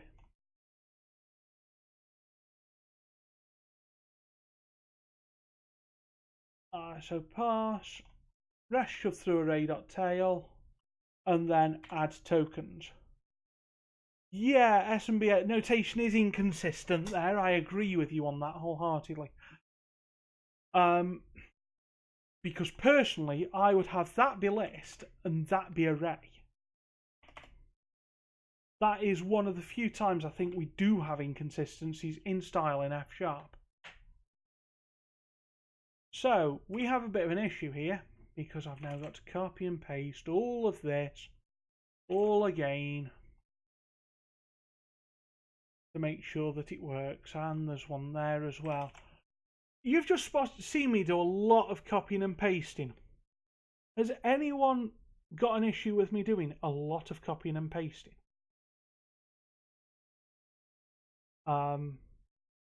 Anyone at all think that there's a problem with this? Hey there, EJ Vision. How are you doing? You might have noticed that we're building a parser for a very, very simple calculator that works in reverse Polish notation. Yes, SMB, don't repeat myself. But it's function calls and I'm calling a different argument. So I in something like C#, I wouldn't be repeating myself. By the way, dry is one of the most unusual acronyms I've ever heard because you always have to explain it. So you have to use dry, don't repeat yourself. So you've just repeated yourself there. But yes, don't repeat yourself. We could extract that out into a variable. I think we can go one better though. Remember, we've got partial application of functions. Parse is a function that takes a rest of string array, and returns a function that takes that token list, if you remember from a couple of weeks back. Why not define a function of parse rest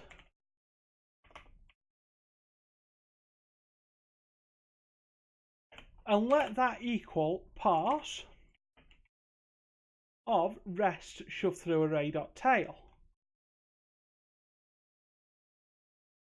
Parse rest is now a function that takes a token list and spits out a token list. Therefore, it's threading that string list through itself. Oh yeah, that's really handy because now I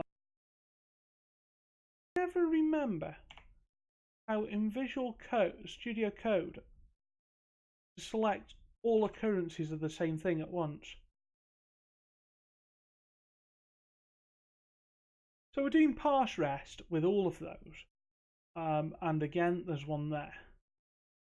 I think we can go better though, because we're still consing everything onto the front of tokens, aren't we?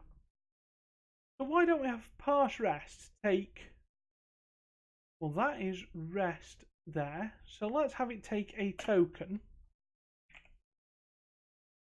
and have, instead of it being parse rest whatever, let's then put the token on the front of tokens here.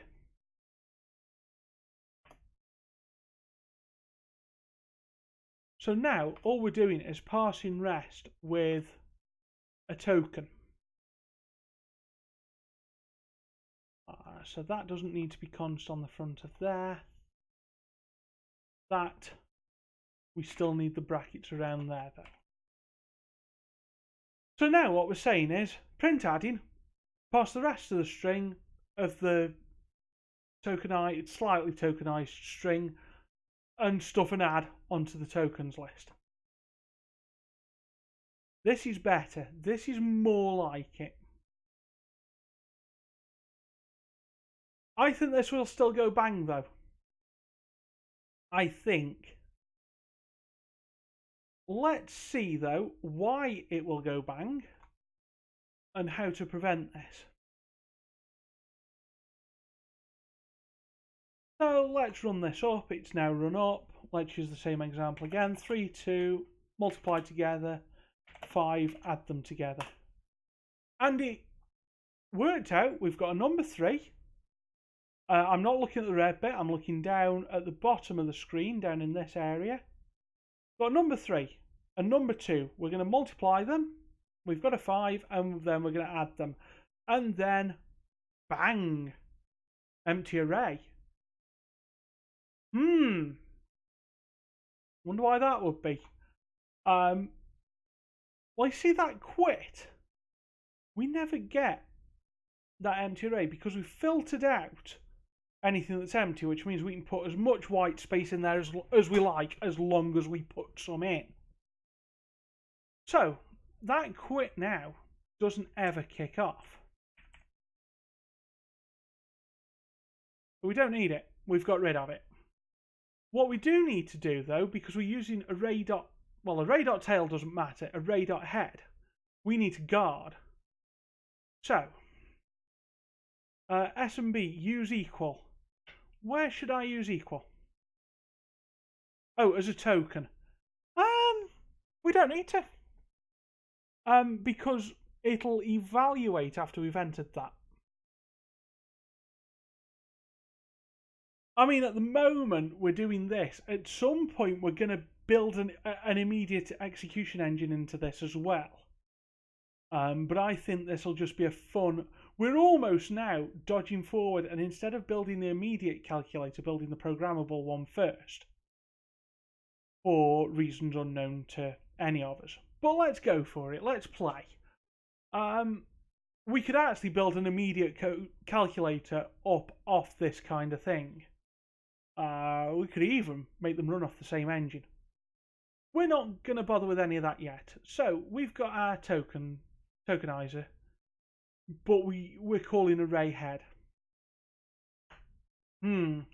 Why don't we do another match? Let's actually do a match within a match. So we now need to match the rest with at this point I do think we need to work with, let's see if this does work with arrays. I think it might actually. So we're going to match rest with if we have an empty array, then we return, well, we've got that tokens, haven't we? And if it's matched with anything else, can we pull the head out of that list immediately? I wonder if we could. If we can't, I wonder if we can do this. Rest, shove through.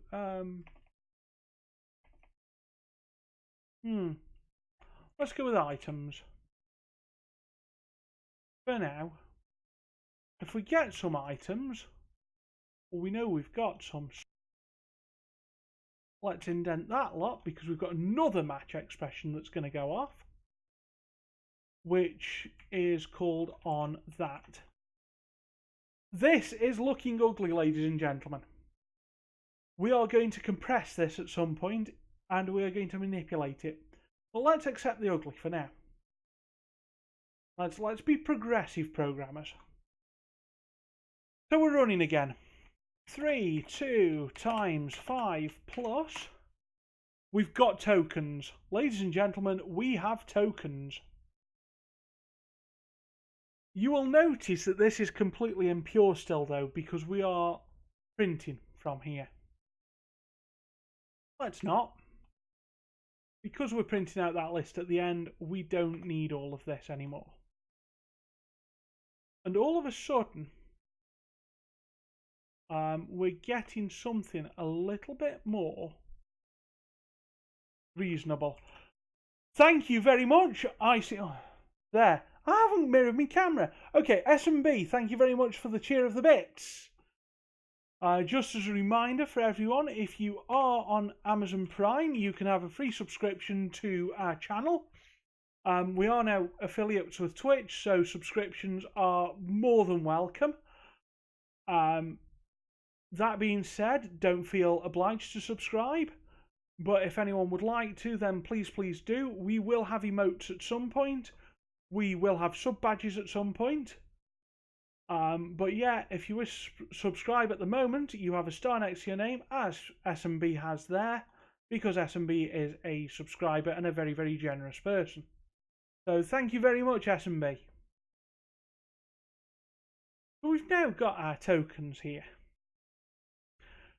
Shall we have a 5-minute break? I will get the calculator. Well, I'm going to commit this into source control. So once I've done that, I will put in chat that that's done, and you'll be able to download a zip with this code in it in case you haven't been able to follow along particularly well. Then, instead of finishing early, I'm thinking we have a bit more time at it, because I know Fuel Snable wants to see this happen, and we're going to have a go at evaluating the commands. Let's at least run. Well, we've run this up. We know that this works. Let's run it once more before the break quickly, just to show that even without the printfs it works. And indeed, 3, 5 plus 2 times it works. We get the right tokens back. So break time. Anyone wants to shout out for any streamers? Break time shoutouts start now. Please don't do it too much when we're in streams. But obviously, if you want to shout out other streamers, now's your chance. Or anything F# related you want to shout out. Links in this channel are not banned. Links are acceptable in this channel. If we get to the point where there's spam, I will have to ban them. So break time, I'm going to re-energize my coffee mug. I'm going to get some calculators from upstairs, and hopefully the screens will be good enough that I can show you this reverse Polish notation on a genuine calculator. Okay, back in about 5.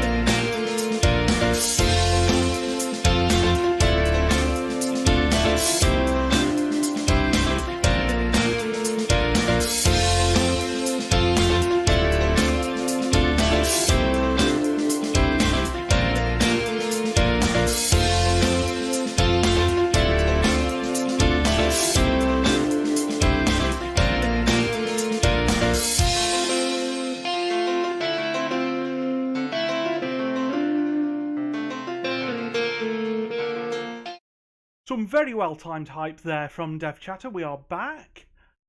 Thank you for the hype, Dev Chatter. If anyone doesn't know who Dev Chatter is, one, where have you been living on Twitch all these years? Here's a fantastic streamer. Streams a lot of C#. From what I've heard, was at one point going to do some F# as well. Sorry, I kind of jumped on that bandwagon. I think you and Jeff Fritz were both going to do F# Fridays, and I've kind of just gone, well, I'm doing F# all the week. Yeah, sorry about that, but it had to happen. Right, let's go full screen for a second. And I want to see if I can show you things. We're talking about the form of a calculator that we're using at the moment, reverse Polish notation. So I have in front of me a very, very old calculator with numbers in it. So, okay. So, that's showing noughts, and there's an enter key there. So let's enter in. If I enter in 45, unfortunately I can't do this very well on stream. 45, and then press that enter button. Then I enter in something like 12 and press that add button there. Then it comes out with 57. Thank you very much, Dev Chatter. So that's an HP, what they call an HP 12C. If you see an accountant of a certain age, they will own one of these. Other calculators that have, let me just put this back in its case because I am a little bit protective over this. This is actually really quite worth a bit more than you'd imagine. That is not a calculator. So yeah, it comes with a manual and a programming guide. I would imagine you'll be able to get online. And one of the first things it does is talks about, hang on, let me try and get it up.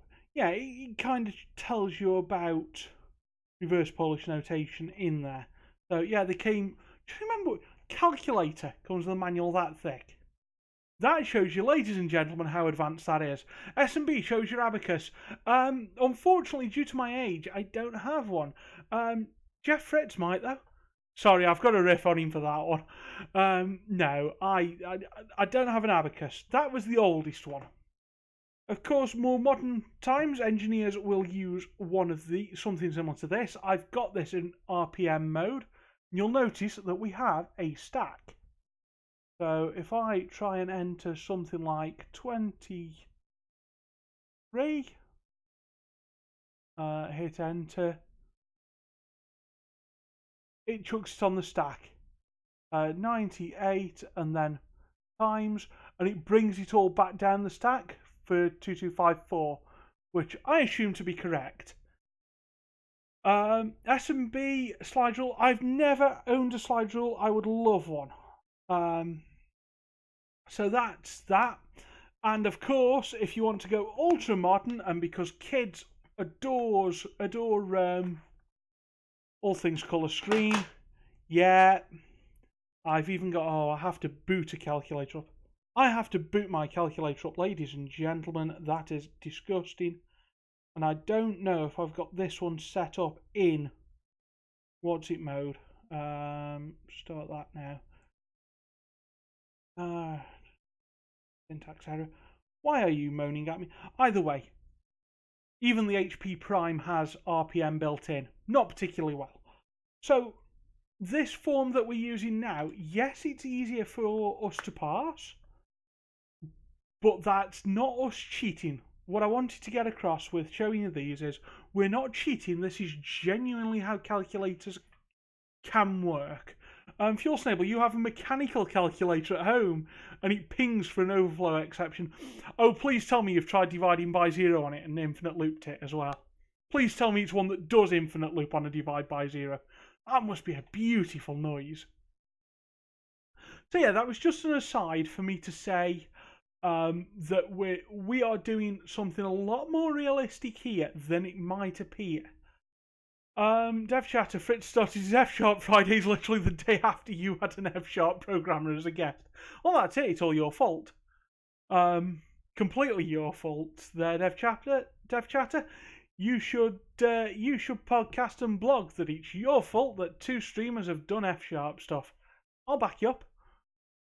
Okay, let's go and have a look at some F#, seeing as I'm banging on that we're doing F# stuff. So what do we get? Well, we've now got a stack of things to work with. We can start evaluating things. Let's let the stack equal that. And let's grab a result equal to evaluate stack. Evaluate stack. Unfortunately, it isn't that simple because evaluate hasn't been defined, and that's our job. We'll also print the result out. Print fn result is %f and get rid of those brackets. Fuel stable division is rather difficult on the mechanical calculator, but doable. I know some mechanical calculators can just do it and don't understand divide by zero. They just infinitely do it. Does yours do the... Oh, yours is a manual process. Is yours still repeated subtraction, though? Anyway, we have a little problem. Evaluate doesn't exist, so let's build it.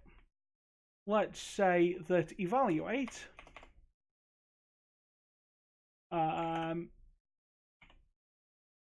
takes a token list called tokens, and let's specify that that is indeed a token list.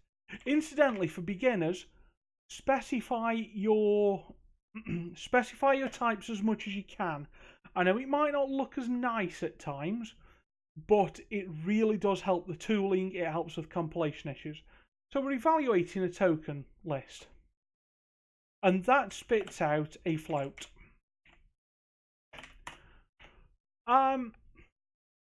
We already know that we're going to have to do something recursively, don't we? The reason we know that is we've got a list of unknown length.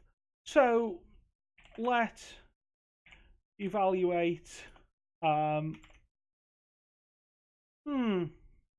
are we going to call it? Shall we just call it EV? Because we're encapsulated, it's not a massive issue. Or evaluate next. Evaluate next. And again, we're going to get tokens, which is again going to be or remaining token. Let's just call it a stack at this point, because we're going to manipulate a stack. Stack is still a token list though, without a capital L, if you please. EJ Vision, that machinery sounds cool. Oh, it does. I've watched YouTube videos of people using a mechanical calculator. I've yet to even have the pleasure of using one, let alone owning one. So evaluate next takes a stack and a float, which is going to be we'll call it the accumulator. Oh no, it doesn't take an accumulator. We don't need one. We can do something far funnier. That's also going to return a float. So given that we don't need, because this is the same signature, we don't need to wrap our recursive function up, so let's not bother. Let's have evaluate as a recursive function. So what kind of thing can we do? Well, we're going to do a match, aren't we? Because we like to do matches. So we're going to match tokens with something. Let's go for the simple case first. Let's say that it is just a single token with a single number, and that number is none. And we'll spit out that number. Cool. let's say that we have an empty list. Well, let's there spit a 0 out for now. Or a 0.0 even. Okay, this is more interesting. We've got the simple cases. What happens though if we've got something like an add? So we've got two things and we want to add them together. So number A, number B, and add. And then that's all constant to the front of X's. And I don't know if that's even legitimate F sharp. It isn't. But remember what we said about rewriting this in terms of cons operators. So let's say that we've got number A on the front of number B, on the front of add, on the front of X's. That's cool. Because now we can add those up. So we can return A plus B. Yeah. So we've pulled those three off the stack. We've popped 3 items off the stack. We're adding the first 2, and by consing it back onto the front of the X's, and of course having that as a number, because we like that as a number.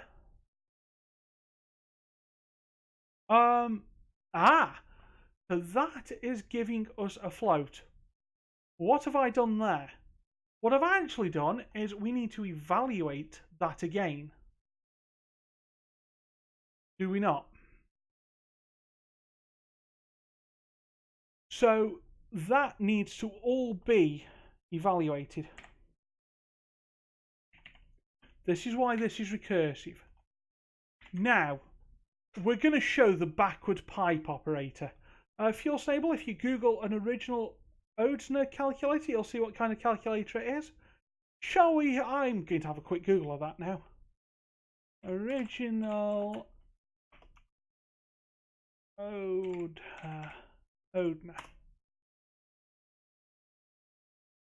So, in fact, there are videos about this. Let's not watch a video.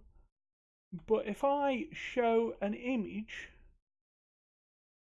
I believe that is the calculator that Fuel Snable has.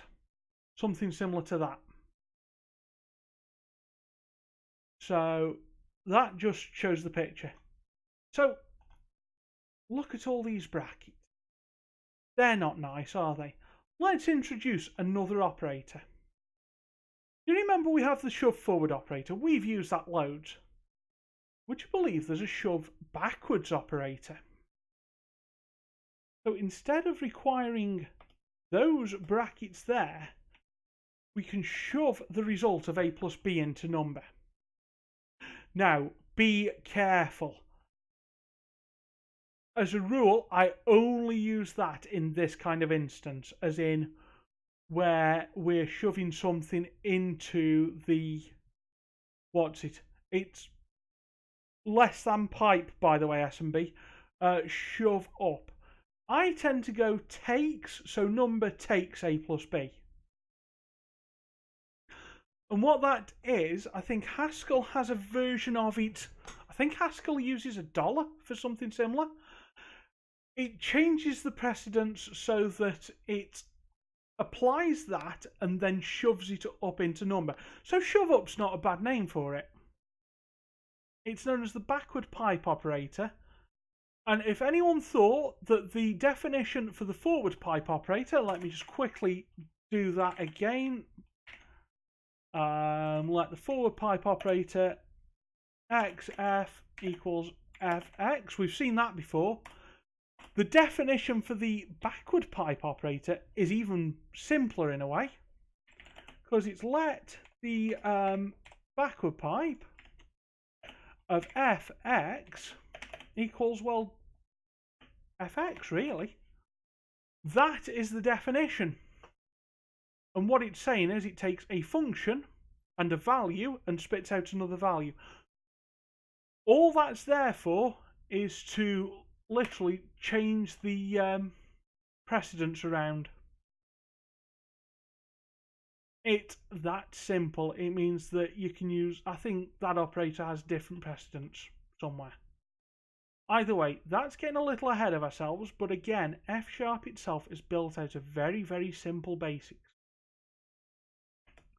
So while I'm happy to show everyone that that exists, if you get errors with F# trying to use that, go back to the brackets, because that, and I know that I can't explain this very well because I don't know all the reasons of it very well. I do know that Fuel Snable could probably explain this a lot better than I ever could. Go on, I'll put you on the spot there because I know you've explained it to me as well. Why that operator doesn't do always what it should. And it is to do with using the shove forward and the shove back on the same line, and it gets confusing.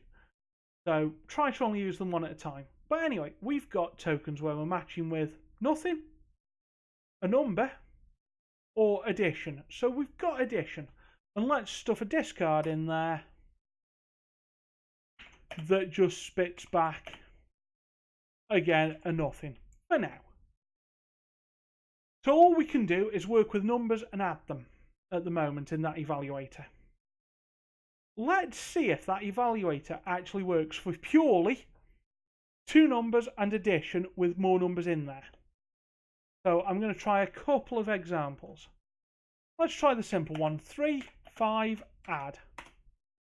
Comes out as 8. Cool. Let me try something else and then I'll go into paper and explain why this works. If it does. So let's try 3, 5, add, which we know is 8. 2, add. And that's given us 10. Why is it so? Well, let's go into there, get rid of that, and find out our answer. I do wish this had a blackboard mode on it or something, or a chalkboard mode, so that it didn't go all bright on everyone. So let's see. So what we added in, what we put in there was we said we were going to do 3, 5 add, or 5, 3 add, either way. 5, 3, add, 2, add. So what did we do? Well, our function went match the list and it found those and X's. So it found an a B, well, an add, and X's. Cool. So our function then went, well, let's run the bit in the middle. And what it said was, we'll evaluate that. So we then go into the eval function with 5, 3, plus, which spits out an 8. Okay, that's handy. So we've got our 8. And then it conned it onto the front of X's. X's was that. So we then get 8, 2 plus, and we want to eval that now, don't we? Because the eval function grabbed that, did what it could, it shoved it on the front, so it's shoving it through eval. Eval gets 8, 2 plus, and an empty list on the end. Goes, I know that's 10, because it goes through that one. So goes number of 10 on the front of the empty list. Go back round, we get a list of purely num 10, which we've got a case in our match statement for, and that spits out 10. It unwraps the number. So that's why that worked. And without much of a stretch of the imagination, I think we could work out how the other operators work. Let's have a go. So Fuel Stable's probably going to be happy because we're doing the evaluation of the stack. Partly the problem is that the backward pipe operator has too high a precedence. If you remember rightly, Haskell's dollar has the lower precedence, which is a nice symmetry to argument application to a function. Ah, okay. That makes sense. It's a precedence issue more than anything. So let's have a go at implementing subtract. And oddly enough, we say we want two numbers. We want a subtract, and that's going to come out as a minus b. I don't think it's too big a jump then to go for multiply being the star and divide being, well, we'll just divide them, shall we? So we have each of the mathematical operations and we evaluate them in turn recursively. Nothing more. S&B, Danger Will Robinson. Will Robinson? I think I've heard the name and I think I might have... I don't know. Who's Will Robinson? I'll ask the question, shall I? So, let me just quickly... Lost in Space reference. I don't... I don't do nerdy references, as a rule. So we've got there, I believe, a reasonable calculator. It's going to go bang if you do funny things with it, but it's reasonable. Shall we prove the point? Remember back at the start of the stream when we said that we got the whole... In fact, let's bring that back to what it is because we don't need brackets. We said that we could make 5 plus 3 times 2 be either 11 or 16, depending on what you did. And we used that a lot of the way through the stream, and that as well. Let's see if I get 11 and 16 for those. Spooky Coder. Shall we find out on another run? Because that means that at that point, if it does, we get to do something next week that's potentially... Well, we're going to take a quantum leap next week into the world of functional programming. And by quantum leap, if you remember what a quantum leap actually is, it is the jump of electrons between shells in a molecule. In an atom, sorry. So by me saying that we're going to take a quantum leap, we're actually taking a very, very small hop. So anyway, we're going to say that we're going to evaluate that, and I asserted that you got 11. And that was the way I worked it out. And we got 11. We got a 3, a 2, a multiply, a 5, and an add. And that gave us 11.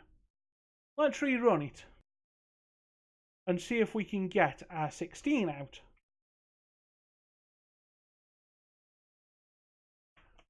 And we did.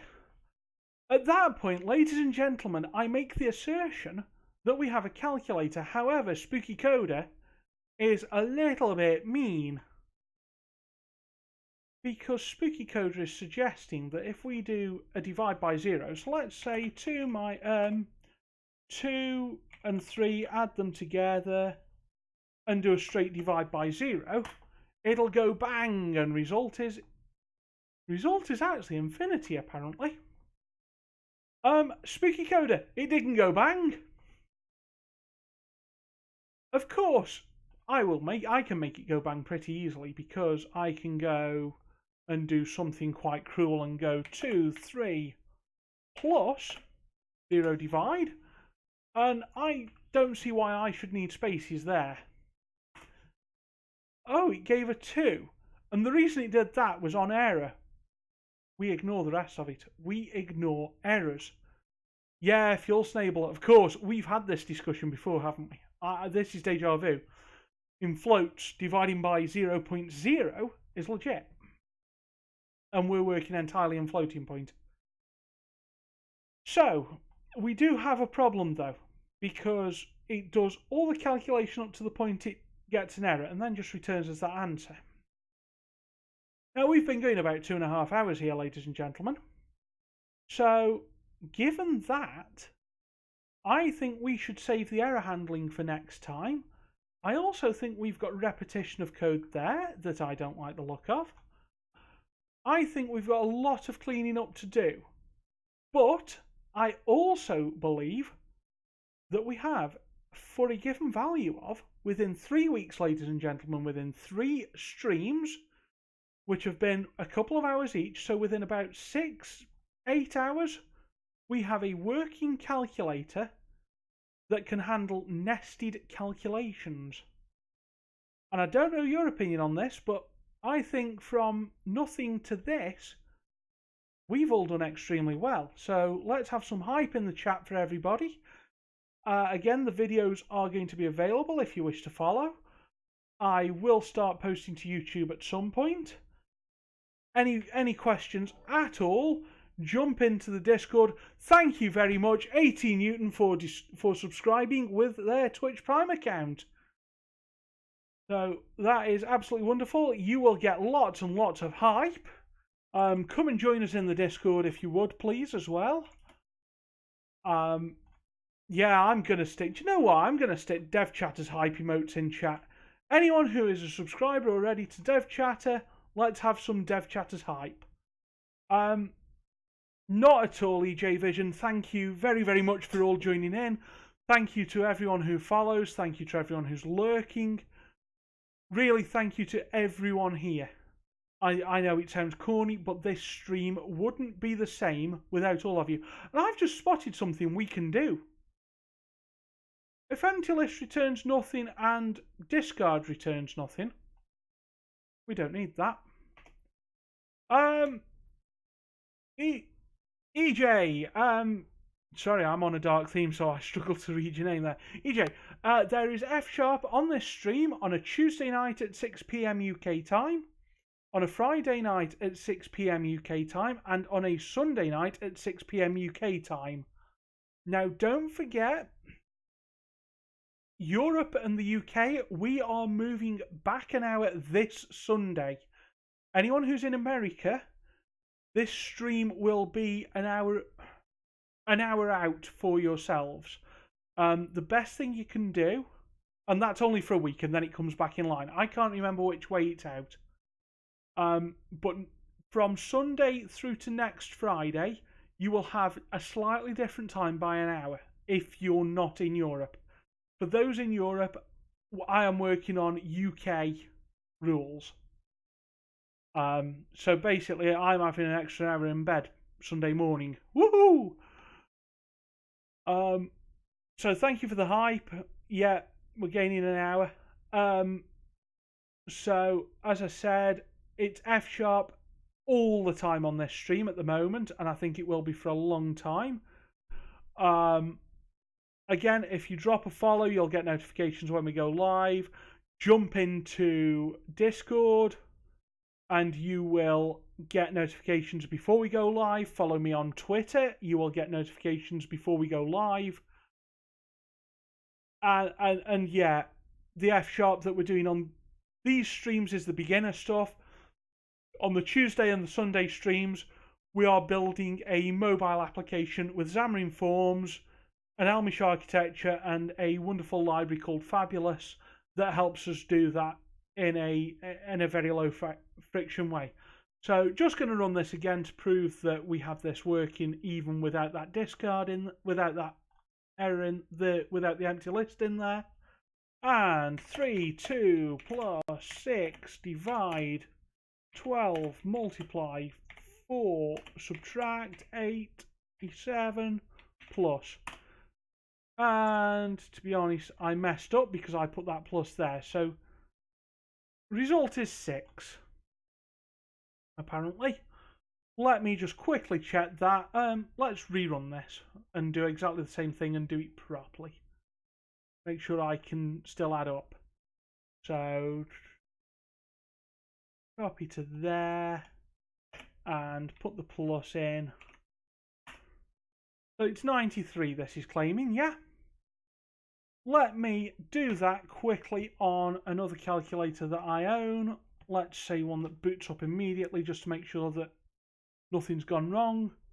So what are we saying? I need to clear this quickly, don't I? How do I clear this? I just roll the stack down, don't I? Oh. Does someone want to do that maths and see if they can beat me to doing it? So 3, 2 plus 6.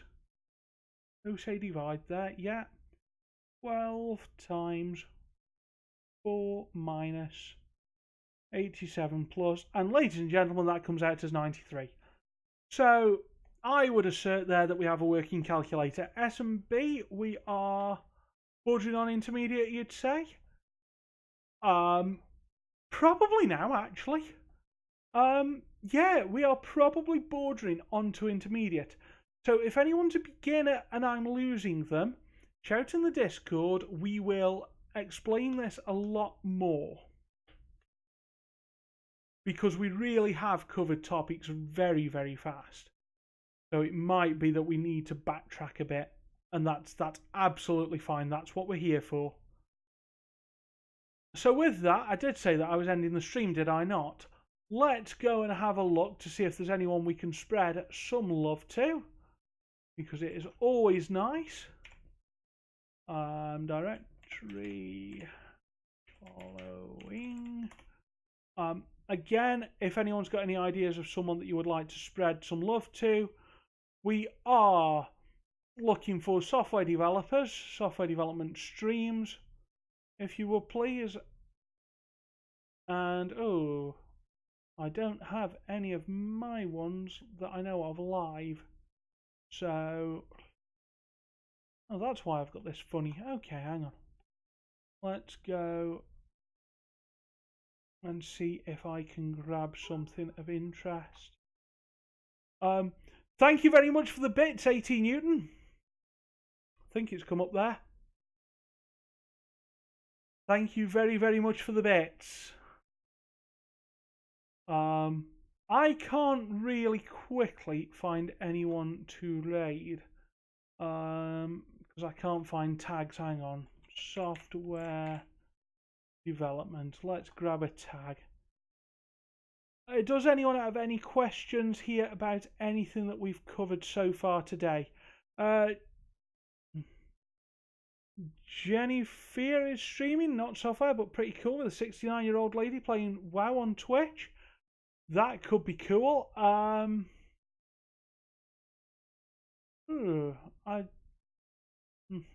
Game dev, machine learning Mario, an auto hoster, developing digital rogue. That looks a bit C-sharpy. I was like, oh, someone doing F-sharp. No, that's apparently me. Do you know what? I think on the grounds that you've mentioned them, Fuel Snable, we're going to raid Jenny Fear. So let's go across there and show off what a good community we have. Raid's going in now, people. Come with me. Come with me. Let's drop in a raid. Please and thank you. See you again soon.